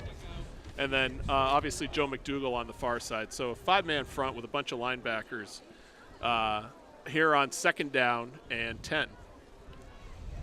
This time the give's up the middle. There's a lot of running room, and here comes number 5, William Michaud, once again, and he's able to gain the 45-yard line, gain of 22 yards, and a first down for Salem. Well, that's the tale of this day, Keith. It's the big plays from Salem. The offensive line able to move the defensive line of WInnacunnet and let these 3 running backs get loose. Yeah, they're really able to sort of, trap sort of the outside end, and they're really able to, do a tremendous job of just opening up holes on those edges, MH. And I don't expect to see Salem throwing the ball much in the second half. No. Number one, the wind's still up, and they've got this beautiful lead. The only problem they have now is the clock. So first down coming up here, and this time a pretty fierce tackle. It looked like, it was number 34, Devin Miller. So we didn't mention earlier in the broadcast, Devin is playing with a cast on his hand. It's all padded up, but he's got a bit of a club, sustained from an injury a couple of weeks ago. So certainly he's probably been one of their, key highlight defensive players, and glad to see him, out there sort of working through an injury, MH. Yeah, he's played extremely well this year, Keith. Yeah. So second down and 10 coming up. Ball spotted again at the Salem 46-yard line. This time the give is running around the edge, number 24, Brandon Wall, and he's able to get by Miller. He's still on his feet. He's out of bounds, and the ball will be spotted at the WInnacunnet 47, just short of a first down. It'll bring up a third down and 3. And once again, able to move the ball pretty easily there, Keith. And I think that Russ Francis made an excellent point during your interview at halftime. WInnacunnet is back here. They've won the state championship last year, and they've made it back to the playoffs. Huge accomplishment. Things aren't going well for them today. Right. And if you try to forecast things out, they probably will not win this ball game. But they've had one heck of a season, coming in 6-3, and trying to chase down another state title. Yep, and they continued on with they had that 18-game winning streak in play, and ultimately Londonderry ended that streak for them on the road in a great ball game, which was 34 to. It was a game that was both teams scored in the 30s, right? So it was they certainly had that streak. They had beaten they had actually stopped Pinkerton's streak a couple of years ago, and let's face it, if you look at the matchups across the state, the toughest division they had was in their pod, which is the South Division. They have 3 excellent teams in Salem, Londonderry, and Pinkerton. And last year, as you remember, WInnacunnet beat Pinkerton in the finals. That was a quite an accomplishment. That Pinkerton Astros team is an accomplished team. And it looks like here there is a good gain on first down, about 5 yards. Second down and 5 coming up. So a lot to be proud of, MH. We've seen these kids for how many years now playing football. It's been unbelievable. Well, we started when they were kids, just real little kids with the Seacoast Raiders and the Little Warriors programs. Yeah, that's right. And that Little Warriors program, we've seen some of these kids, 4th, 5th, 6th grade. Now they're seniors in high school. Yeah, moving on. Yeah, and it's been very special. So 9 minutes left here, third quarter. Salem with a good drive here, second down and 5. They've got another good gainer, first down, and Salem is coming out in the second half, just again being very effective on offense. And not having to throw the football, Keith. This running attack has been fantastic all day. Yeah. Much better than the October 12th game, I think. Oh, much better. Yeah, much better. This whole drive for Salem has been on the ground. Now they're inside the 40, really punishing that defensive line for WInnacunnet. Well, WInnacunnet came out like a ball of fire for the first couple of plays, and then the big first down again by number 5, William Michaud. And then after that, Salem just sort of went back to work. This is sort of like lunch pail Monday for the Salem Blue Devils. First and 10, once again, this time they hand the football off again, and this time a good penetrating tackle by number 62, Keith Albergo, and Devin Miller over there as well for it's called a loss of 1. It'll be second down and 11. And we've seen most of the teams in this year, Keith, and I tell you one thing, I don't know of a football team with this deep a backfield. Salem has. I mean, they just keep running at you. I thought that WInnacunnet was at the beginning of the season. They had Granger, Kosmarczyk, and Fuller. They just kept rolling at you. But this Salem team is just as good, if not better. Yeah. Yeah. And, the other thing that's a real credit for them is just their O-line has been really dominant. Like, it feels like a similar field team to what WInnacunnet did last year. Here's a pass, and it's a completion out to number 3, and it's a very close to a first down. I think he's just short of a first down, but that completion was the Riley Mulvey, the fullback, and they do have a first down. So that ball is spotted at the 20-yard line. And Salem moves the sticks once again with 7 minutes and 30 seconds. So this is a time-consuming drive, MH, and an effective one. And probably exactly what Salem's coaches told him to do. Listen, guys, he probably said to his team, you go down here and score now, this game's over. Because WInnacunnet will be completely dejected. Yeah. So first down and 10 at the 20-yard line. This time the give is to number 5, and it's a good gain on first down, and he's able to move his feet all the way to the 2. That was number 5 once again, William Michaud, who has been running so effectively today. And he did that all by himself, Keith. He carried 3 guys on his back, 5 yards. So first and goal coming up here for Salem, 7 minutes, 15 seconds. Time ticking 27-7. Salem has come in here and really gone to work.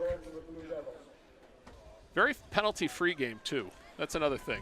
Which was completely different than the first Salem game. Oh, yeah. So first and goal, ball spotted again at the 2. They try to sneak it in, and I don't know if he's got it. The ball is on the ground.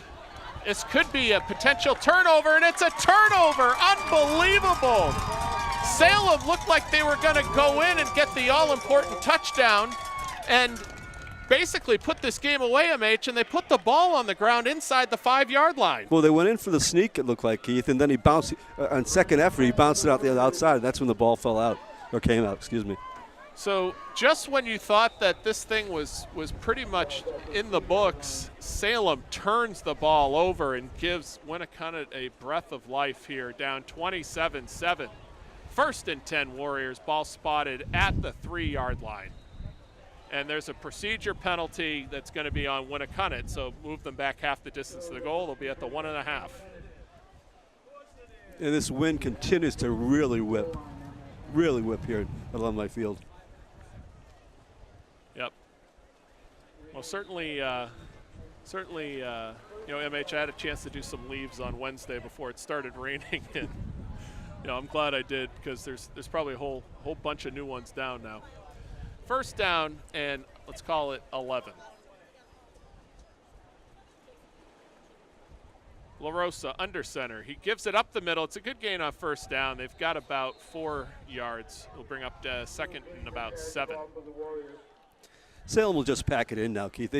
I think they know that Joe's not a big thrower of the football. It's certainly not in this weather. So WInnacunet's going to have to either give it to Fuller up the middle or try to take it out on the outside. Or a short pass to Joe McDougal. Yeah, I'd like to, Salem is sort of, they've been pretty effective at being able to get some of these wide running and sort of swing passes under control with their defense. Their defense has been very good. Okay, give up the middle on second down. He's got about the 8 or the 9-yard line. It's going to bring up a third down in about 4. 6 minutes, 8 seconds and counting here, third quarter. And even though it's third and long, Keith, you just can't throw the football down this end of the field with this score. So, Matt, what was the mood of the sideline after the turnover? Yeah, you had Salem coming down that field, just executing offense extremely fast. They get down to the goal line and cover of a fumble there, and the whole WInnacunnet sideline was just out of their minds, and they have life in this game now. Yep, I agree. So it's a third down and about 4 here. La Rosa under center. He looks to drop back. He's got pressure. And it was trying to throw something almost like a screen pass of some sort, MH, but with the pressure, he had to throw it early, and that's going to bring up a fourth down, and WInnacunnet will be forced to punt.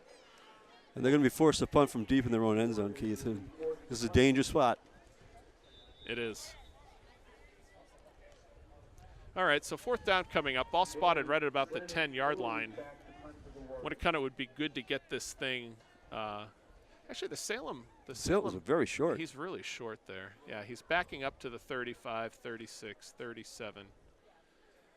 The kick is a short one, and it's going to go out of bounds at about the 33 or the 34. So not a great kick. It was a very low kick, about a net of 23. And Salem's going to have great field position right about the 30-yard line. And I think he was trying to keep that under the wind, though. It's difficult for us to say from our position because the wind is swirling so much. He hit the Tiger Woods 2-iron. That's right. All right, so first down and 10 for Salem. They almost had an opportunity to punch it in here to really put a devastating score on the Warriors, but Still 5 minutes, 31 seconds left, third quarter, 27-7, and the ball, first down and 10. And they've been able to get, there's a penalty flag, looks like in the area holding MH. Came in really late, though, Keith. Shall see. It was Wall number 24 who carried the ball, and the penalty came from the back judge, and we'll see what the call is. And indeed, it's a hold on Salem. Really, as we talked about earlier, there haven't been a lot of penalties today, and that certainly is one that will send them back 10 yards. So it'll be more of like a first and 15 or a first and 16. Yeah, actually, Salem's played a very clean game. That's got to be only the second flag I think we've seen against Salem.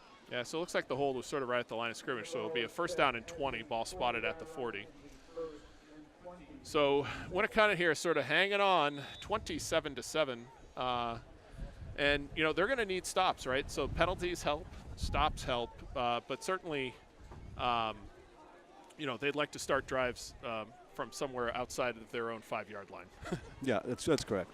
All right, so here it is. They've got a good run blitz on, and it's another loss of 5 yards. So good upfield penetration by Tyler Hoare again, and it's going to be second down and 25. And Tyler's made that play 3 or 4 times today, Keith. Yeah. Yeah, he's definitely had that well-timed, and it works well against this Salem. You know, when they like to go wide, that guy is exposed on that outside run blitz, and he was eaten up there, and it's going to bring up a second and very long for the Blue Devils. 4 minutes, 40 seconds and counting, third quarter.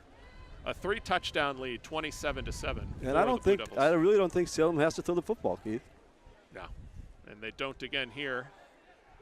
And now it's going to be third and 25. So Salem just, you know, their clock is their friend, obviously, in this game. And with 4 minutes and 19 seconds and counting, third quarter, you know, WInnacunnett's going to be forced to do a lot to come back in this game, but Salem just can't turn the ball over. That's right. Take the clock, like you said. The clock is your friend. Run the ball. Take as much time off as you possibly can.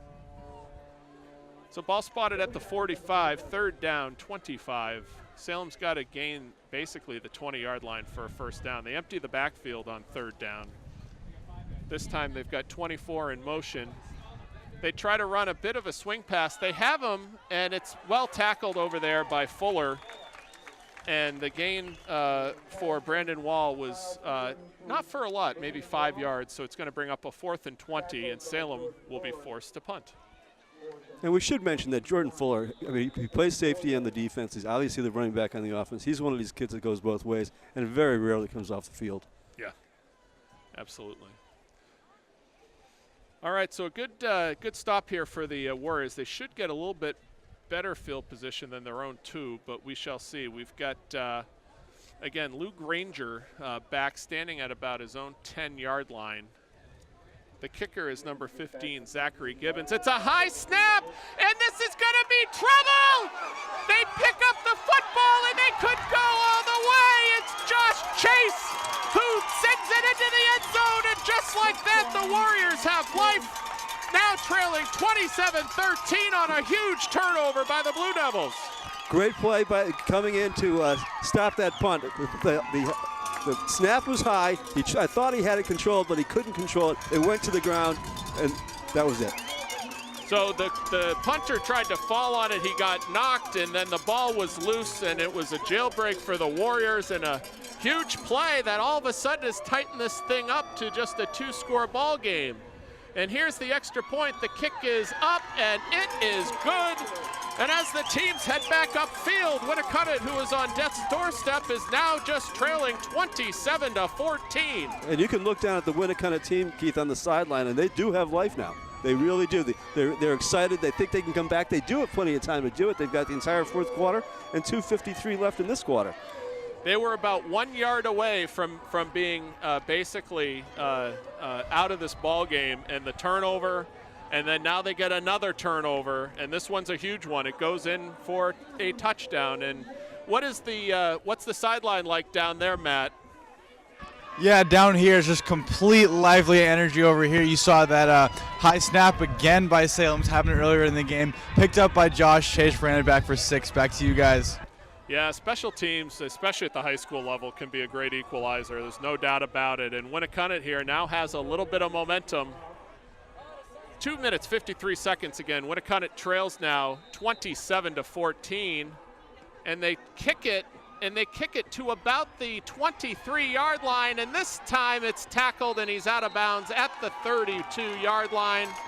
And Winnacunnet, with 2:49 here in the third quarter, has an opportunity here to keep this Salem team 3 and out. Big set right now for the defense of Winnacunnet, I think, Keith. They've got to stop them. They've obviously got a long way to come back, and they've got to give the ball back to the offense. And I'm sure the Salem coaching staff is simply saying, guys, we got to finish this game. Just keep doing the same thing we're doing. We're just going to run the football. We've had great success. Absolutely, MH. First down and 10 coming up for the Blue Devils.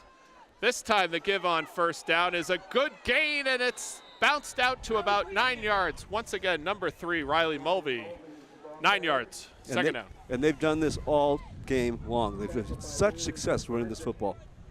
It's on plays like that too, MH. You know, these are plays that are coming off their tackles. Yep. Second and 1 coming up for Salem, so 2 minutes, 25 seconds here third quarter. A 2-touchdown game is a much more manageable score than being down 3 or 4. So Winnacunnet's just got to somehow try to sort of hold tough here. Second down and short. Oh, it's a good push on first down for number 5, William Michaud. And this is when the defense really has to say to himself, listen, we got to play for our pride here. You know, we are the defending state champions, and we've got to play for our pride. Let's go. Yeah, yep. So ball spotted at the 47, and part of that is going to be able to somehow foil some of this good run blocking by Salem. That they're really able to. Their running backs are really fast to the holes, MH. You can see it. They really are, and they're very efficient too. Yeah. So first down and 10 for Salem, 1 minute, 44 seconds and counting, third quarter. Ball spotted, 47-yard line of Salem's. First down, the give is to number 5, who's elusively running again. It's William Michaud. He rarely gets tackled on the first touch. None of these guys do, Keith. No. None of these guys do. They're all big, strong guys, and they're able to get through that initial set, the initial line, and the linebackers are making a lot of tackles for Winnacunnet. So ball spotted on the Winnacunnet side of the 50-yard line now, 1 minute, 18 seconds. Second down and about 6 coming up for the Blue Devils. Play coming in again from their quarterback, Kyle Poulin. Second and 6. Donovan Abraham on the far side. Everybody else in tight on the formation, including 24, Brandon Wall, who's over here on the near side in the flanker spot. This time the gives to number 3, not much there. That was Riley Mulvey, the better penetration by the Winnacunnet defense, and it's going to bring up a 3rd and 5. This is a key third down for the Warriors. This is the biggest third down of the game right now, Keith. If they can get the ball back or force them to punt the ball, they're not out of this football game. Nope. So third down, 5, 35 seconds left, third quarter. Kyle Poulin again comes in from the sideline. You see number 10, Michael Ferentz, check in. He's a wideout on the far side. Brandon Wall here on the near side in the flanker spot again. Flanked out to the right is Riley Mulvey. 3rd and 5. Mulvey comes in. He's got the football. They try to run around the edge, and he's tackled short of a first down. And the ball is on the ground, and I don't believe that they have a fumble. Jordan Fuller came up with it. Fuller came up with it, but they have 4th down here. So 4th down. But tough call here for Salem. Do they punt the football or try to give Winnacunnet really good field position? We will find out, MH, after the end of the third quarter. Well, I tell you what I would do. If I'm Salem, I've had such great success running the football, I'm going for it. Because if I go for it now and I get the first down, I pretty much ended the ball game. All right, Matt, I'm going to send things down to you. Fourth quarter coming up. You're sort of in front of the stands here in the Winnacunnet sideline. What's the mood in the field there? Yeah, just a lot of energy over here. Completely different ball game from Winnacunnet. As 4th down comes up, they're going to look to score again and maybe take this one home. So, Matt, you put your coaching hat on and you're Salem. Do you punt the ball or do you go for it?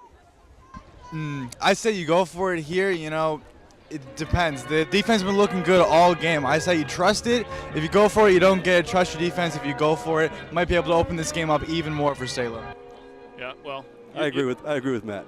And I completely disagree with the both of you. Yeah. Well, the bottom line is this, Keith. If they punt the football, their defense has played great all year, or all games. Salem's has. Right. they're probably be able to stop them, Winnacunnet right now if they don't make This it. is a 4th and 4. This is not a 4th and 1. But look This what is they've got 4 for running yards. backs. Look I what they know. got for running backs. And I understand that you just turn the ball over on a punt. However, if I'm Salem and it's 4th down and I can pin those guys back deep, I will do it. But I don't know how much faith they have in their punting game. So they're going to send their offense out on 4th down. It's a 4th down and about 3. The ball spotted at the Winnacunnet 46. Winnacunnet up tight on the football. Everybody's offsides. Unbelievable. They're calling it up here, and I felt like Winnacunnet was in the neutral zone. I thought they were too, and if it's against Winnacunnet, you just got yourself first down. Not only were they in the neutral zone, then everybody else came up and just Got on their crossed. backs. Yeah, so it was just not a good play for the Warriors there. That was an important play in the ball game. It gives a new set of downs for the Blue Devils. So we could hear the Salem coaching staff screaming because I think we saw the same thing. There was clearly a Winnacunnet player in the neutral zone. No question about it. Just lined up over the nose Those of are the ball. those are the kind of mistakes they've made all year, Keith. Yeah, those are killers, no doubt. 1st down and 10 coming up. This time the give is off the left side, a gain of 2. Looks like number 5, William Michaud, once again. 2nd down coming up, and 7. Well, I don't think you see Salem put the ball in the air anymore today, Keith. I wouldn't. But at the same time, MH, it's they were effective going in this direction, throwing the ball a little bit, especially when they needed to pick up key 3rd down yardage. So that's right.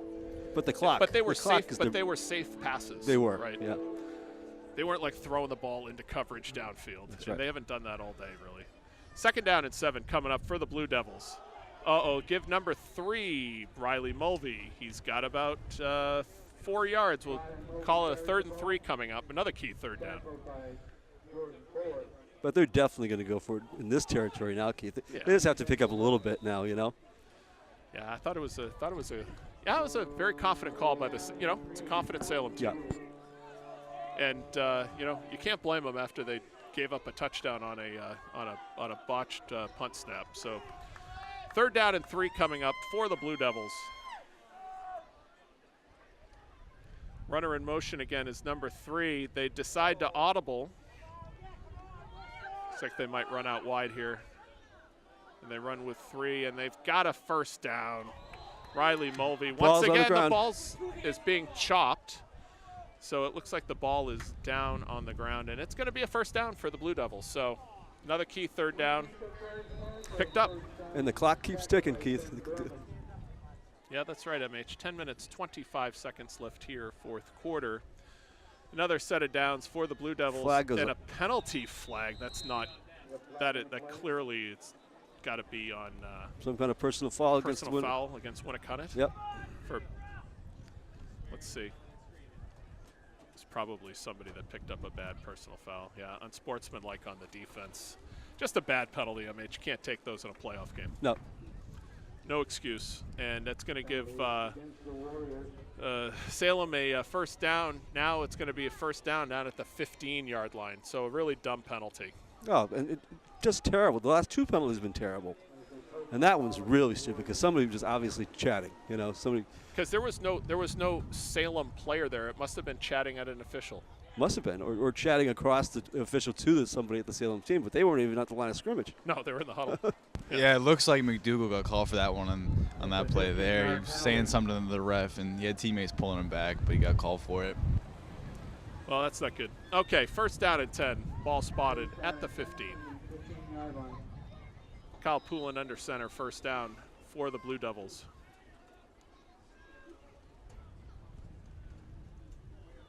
This time the gives to number 24 for minimal gain, Brandon Wall. Maybe a gain of 1, 2nd and 9. And that was, if that was Joe McDougal, that is a stupid penalty. But on the other hand, I'm defending it. He was a big part of that state championship team last year with his brother. He probably sees his high school career ending. He's a senior, and it became overly emotional. Well, we'll see. 2nd down and again, 2nd and 9. Ball spotted now at the 14. This is probably the biggest series defensively for Winnacunnet in the game. They have to keep Salem out. They cannot go down 3 scores. Gives to number 5, and it's a good gain, and he's able to keep his feet. What a tremendous run. He's in for the touchdown. William Michaud, who's really been the star of the game today. All three of these running backs have been fantastic. Just fantastic. And the quarterback has run a beautiful game. He hasn't thrown the ball that often, but he's maintained it. He's run a beautiful offense. Yeah, absolutely, MH. And looks like they're going to come on and try the extra point.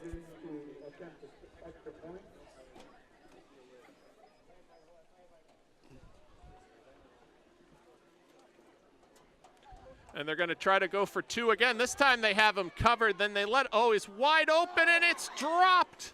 The ball was a little thrown bit behind him. Yeah, the ball was thrown behind him, Keith, but he was wide open. That was Noah Poulin, a sophomore. Not sure if it's any relation to the quarterback. But anyway, that being said, the 2-point conversion falls incomplete, and it's a 19-point 3-score game with 9:28 left to play.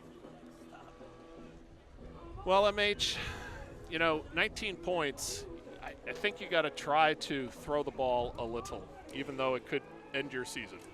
Well, you've got to try to do something, right, Keith? Right. I mean, even though it is windy, even though Joe doesn't throw the ball very often, you got to do something or you just give it up, Yeah. And I think if you're the coaching staff at WInnacunnet, you got to grab your team and say, listen, guys, we're the defending state champions. We're back here. It doesn't look good for us, but let's be respectful. Let's go out as champions. Right. Yeah, it's really, you can count on one hand the amount of times you see teams repeat as state champions, especially in football. It's just very difficult. It's right. Absolutely difficult. And this team over 2 years, has won 18 football games. Right? Right, and they've got a lot to be proud of. Yeah. And especially your seniors. All these seniors were part of the team last year that won the state championship. Right. Especially doing it in Division I with this WInnacunnet. You look at the size of the schools. Ball is lost. It's picked up by Tyler Hoare, and Tyler's going to go down. But he did a pretty good job of recovering it. Kazmarczyk, the ball sort of bounded up into his helmet, and he just lost it in the sun. So he couldn't find it. So, Matt, down to you on the sideline.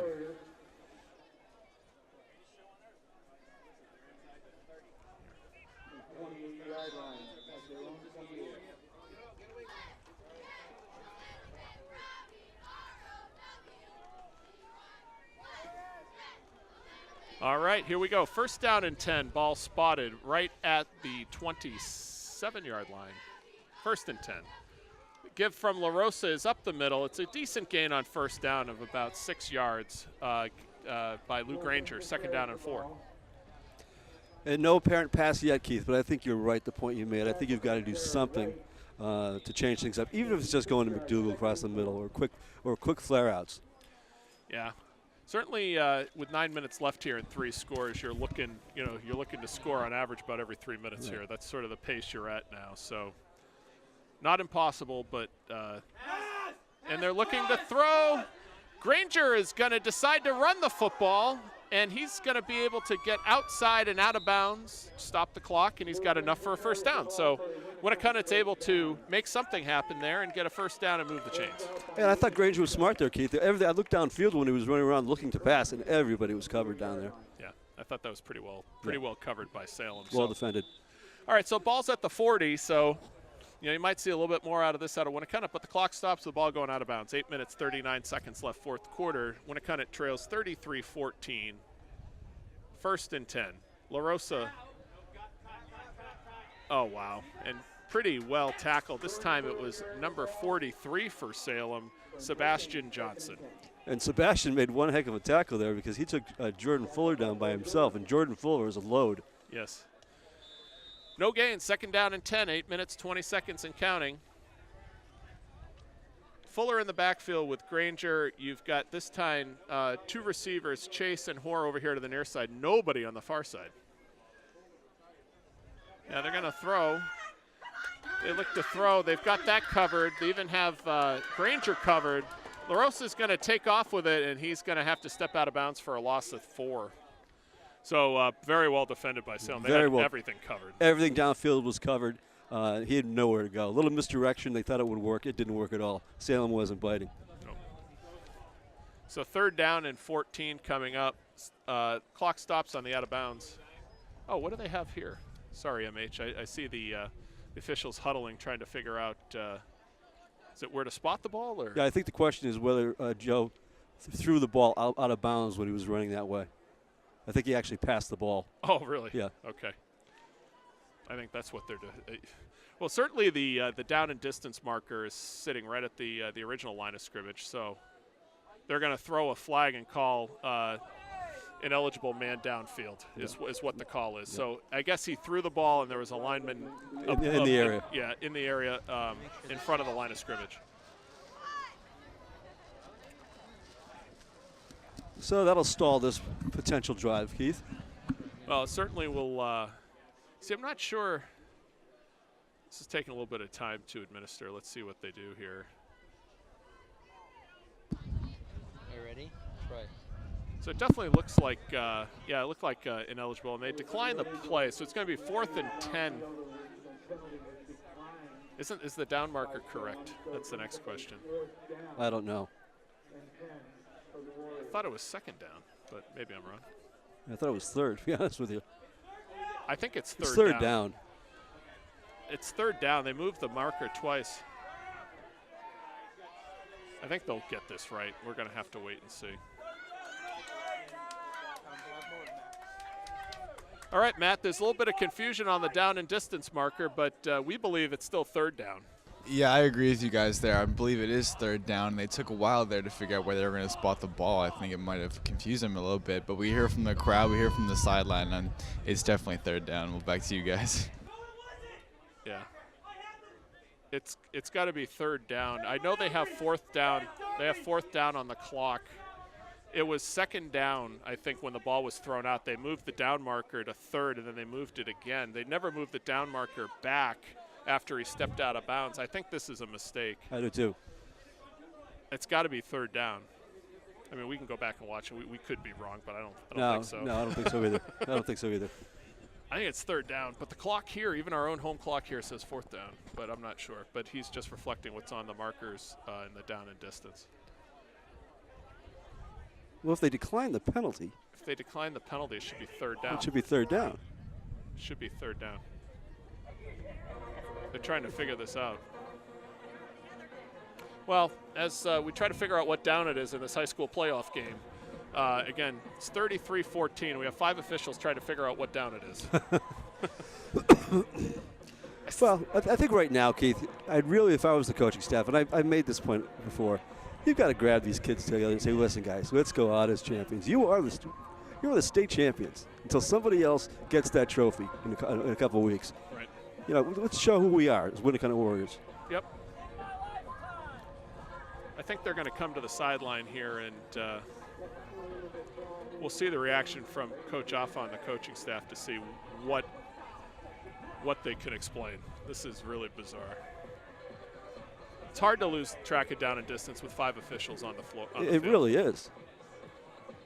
And I was trying to think of I'm trying to think of the plays, right? It was the like interpretation of the penalty. I mean, would you ever lose a down? No. I mean, it doesn't make any sense. Right. The technical penalty, it was a 2nd down play, we believe, and it was an ineligible man downfield when La Rosa ran out of the ball close to the sideline. He tried to deliver the ball. There's a lineman beyond the 40-yard line. So we thought they threw the flag there. We thought Salem declined the penalty, which should have made it 3rd down and 10. But then the dial-it-down box across the way had the down at 4th down. And now there is confusion as to what down it is and what it is not. And I don't have a clue.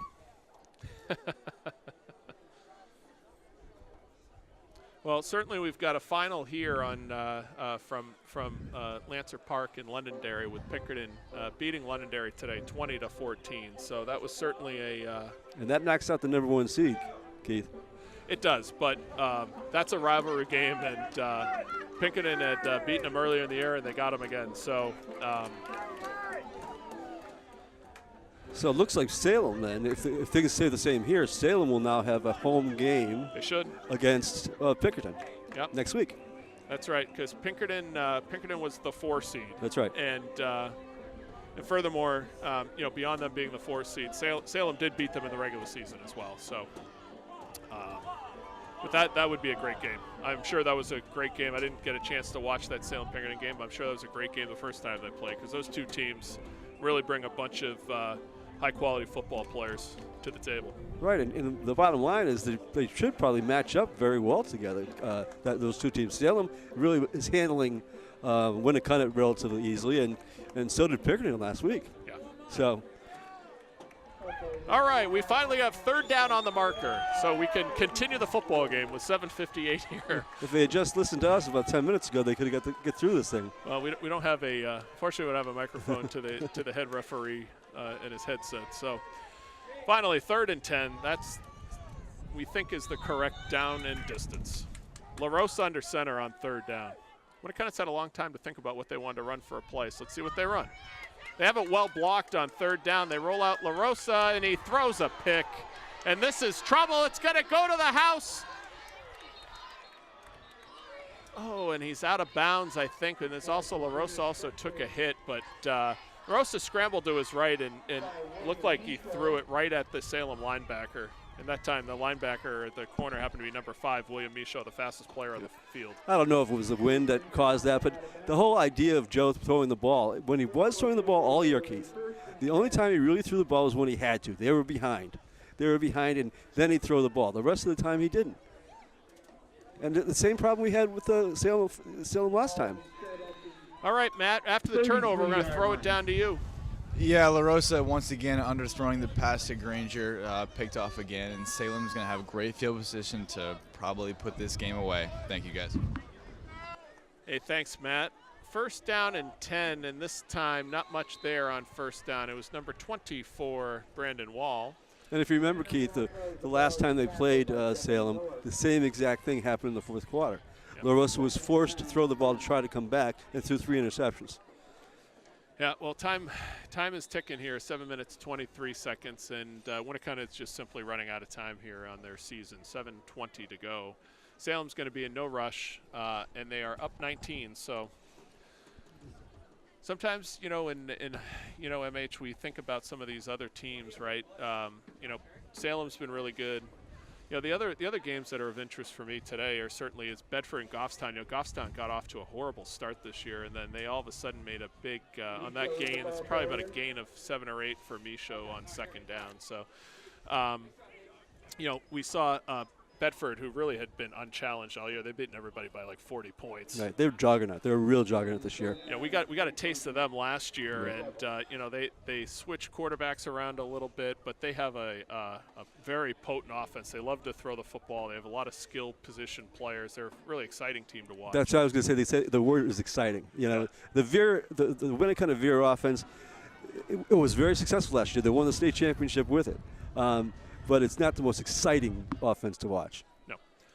But at the same time, and here comes Salem. They've got a 1st down again. Michaud, who doing the heavy lifting. He's got the sticks. They're going to move him. Ball's going to be spotted 1st and 10 at the 22 with 6 minutes and 10 seconds and counting. So certainly we're going to watch Bedford on that side versus Goffstown, and then you had Merrimack over on that side as well. We don't have as much familiarity with some of those other teams, but certainly I think Bedford and Goffstown. Bedford they've been handling everybody all year easily. Yeah. So those are the other sort of the other games at hand here, but. We've seen enough now of the Salem team to understand that they have as good a shot as anybody. No question about it, Keith. No question about it. In fact, going into, if I was a betting man, and if they actually gave you high school lines, I think that Salem would go into that game as a favorite. Yeah. Well, Pinkerton's had a good run here as of late as well. I mean, certainly last year they lost in the state championship game, but every year they're pretty strong, right? That's a big school too, Keith. It's compared to, let's say, the Hampton, Northampton, Hampton Falls district. WInnacunnet, is maybe a third the size. Yeah, population-wise, we're much smaller. We are. Okay, slips in the backfield, and that's going to be going to bring up a 3rd down here. 4 minutes 55 seconds. Time is ticking, and it's looks like about 6 yards to go for a first down for Salem. So WInnacunnet still has all 3 timeouts. They have not used one yet, but not much time left in this ball game. And I got to tell you, Keith, a lot of the WInnacunnet fans, it wasn't a full stadium here today because of the weather. It was raining early, then windy, but they haven't left. They're still here rooting for their team. Absolutely. And, I think Russ Francis said it well. It is a privilege to make the playoffs. They got a home playoff game. It's hard to win your division. They won their division. So nothing but chins up for this team, regardless of outcome today. It's been a tremendous run for this Warrior team. They still have to battle the likes of the Exeters of the world. Dover was an improved ball club this year as well. Dover had that big win against Exeter this year. But those are also, let's say, bigger schools, right? Exeter's certainly a much bigger school, and perennially have had excellent football programs. And it takes a lot. That's not only a rivalry game. You got to beat that team to win out of your division. And they've done that 2 years in a row. That's right. It's hats off. Okay, so 4th down and about 2 for Salem. This time they run it up the middle to Mishad, and he is close to the sticks. Another thing, Keith, is that it looks like a first down. This WInnacunnet team, which won the state championship last year, graduated a lot of kids with that senior class that won the championship. Most of these kids hadn't played at all. Right. Pat McDougal started for 3 years at quarterback, for example. Joe LaRosa didn't get a first start until his senior year. Right. Right. Yeah, that's a good point. I mean, Granger and Kasmarczyk. We had Powers last year. We had Farrelly last year. But a lot of these kids didn't get any varsity experience. They didn't. And that handoff is to number 24, Brandon Wall. 3 minutes and 1 second and counting. 2nd down and goal for Salem, just basically running the clock out here. So, but you're right. Fuller got a little bit of time as a sophomore last year. Obviously, McDougal, Fennessy. Some of these guys got time as Granger got some time. Some of their skill positions, I think, are like, but they graduated like an Evan Welsh, who was probably the best corner that we saw play here in a long time. And he was a shutdown guy in both ways, like on offense, catching touchdown passes, being an effective receiver, getting up and getting the ball. And Mills on both sides ends of the line, he was an animal last year. So a lot of these kids came in to this year without a lot of varsity experience. And where are they? They're in the playoffs. They're in the playoffs. That's right. Excellent. And got a home game. So, and let's face it, I think we said it before. They went 5-0 against 4-0 against their division, right? Right. So, that's the number one piece of business. You got to win out of your division, and they were successful in doing that. They made it to the final 8 in the state out of there's 20 teams in Division I. They got a home game. Made it to the final 8, and this is where it gets really tough. You're not going to win every year, and it was a real special season last year, and this is a special group of seniors this year. We don't want folks to think that they're not special teams because you don't walk home with a state championship. They did a lot of tremendous things on a football field this year. They really did, and they, especially early in the year, Keith. Early in the year, they looked like a really, really talented team, and they got a little bit of injuries halfway through, and then they ran into the hard part of their schedule. So we want to give a call out certainly to all these seniors as time is ticking here. We've got Luke Granger, number 3. We've got Brendan Kasmarczyk, number 7. Josh Chase, number 8. Joe LaRosa, number 10. Jacob Klideris, number 12. Tyler Hoare, number 16. Ryan Kasmarczyk, number 19. Bryson Walker, number 30. We've got Isaiah Egal, number 33. Devin Miller, number 34. Seamus Fenlon, number 40. Gabe Eaton, number 44. Mason McDonald, number 54. Brendan Prue, number 56. Eli Witham, number 58. Tate Cooper, number 61. We've got Anthony Salvaggio, number 70. Thomas Audette, 71. Jacob Tomlins, number 72. James Big Game Fennessy, number 74. Alden Hart, number 85. Joe McDougal, number 87. And I think that's the full list of seniors, MH, as we're only 54 seconds away from the end of this ball game. And the end of their season. But these kids got to walk off this field very proud of themselves. Absolutely. So we've got a first down and 10. LaRosa goes back to pass. They run a bit of a draw, and they've got Granger, who is still on his feet, and he gets the 29-yard line with 44 seconds remaining. Winnacunnet trailing by 19, And still running offensive plays, Keith. They're not just running it into the line. Yep, exactly. All right, Matt. What are the last thoughts? You're a senior down there, Matt. What are your thoughts as a senior seeing this group of kids play? Yeah, it's definitely upsetting to see some of the seniors here, their career come to an end, but they have to be proud of what they accomplished this season. Obviously, like you said, winning out the division and here, putting up a decent fight, having some high moments here, and it was an entertaining game to watch and a good season overall. Back to you guys. Yeah, absolutely. So, got certainly have the Salem coaching staff exiting here from the press box.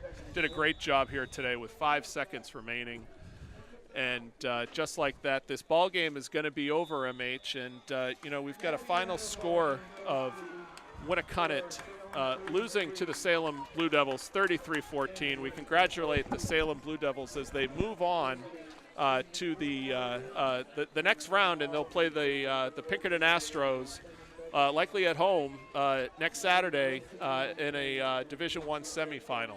We're going to throw this back down to you, Matt. Hey guys, thank you very much. Yeah, this game obviously not what Winnacunnet was looking for, but they came out, they fought their hardest, and to be honest, it's been a great season. Nothing to be upset about, but obviously not what they're looking for. So all I gotta say about this game is that both teams played very well. Winnacunnet obviously had some trouble in the beginning with Salem's run game. Couldn't really find an answer to that, in my opinion, was the reason they couldn't take W home in this game. Other than that, great season. Yeah, Matt, thanks very much. And, we wanted to give you a special call out today, obviously helping out quite a bit. You're a senior, you're graduating in media arts, looking at some fantastic schools, Matt, and we certainly wish you nothing but the best as your blossoming career in sports broadcasting potentially continues down the road, or whatever broadcasting media you choose to partake in. Thank you very much, Keith. Yeah, I'm looking to pursue my career in this, and thanks to you guys for doing this with me and giving the opportunity to be out here today. Yeah, so one last time, we would like to be able to thank some of the volunteers today, and certainly from a Channel 22 broadcasting perspective, we want to thank the likes of Troy Klideris. We'd also like to thank Luke Bignerick, Mike Tobia, Dan Newell, who was on the road today and unable to join us, but he was a tremendous asset for the broadcast all season. We got Tom Hunter. Of course, we wanted to thank Russ Francis, who came into the booth today, and our executive producer, John Stavastano, who does such a professional and awesome job. And MH, it's always been a pleasure. It's another year of football. It was a great football season. Always a pleasure to work with you. Any final comments before we sign off, MH? No, Keith, I thought it was a really fun time, and I also want to thank John. Boy, he really turned this thing into a professional environment for Channel 22, and I've learned so much from him, and I really appreciate it. Yeah, absolutely. And John, again, we thank you, and we thank all the volunteers. And this is our last football broadcast of the year, and we're signing off. And again, wanted to thank all the support for community television, Channel 22. For MH Libby, this is Keith Whalen. And we are signing off for another great football season. Again, here, final score, Salem 33, Winnacunnet 14. Good night.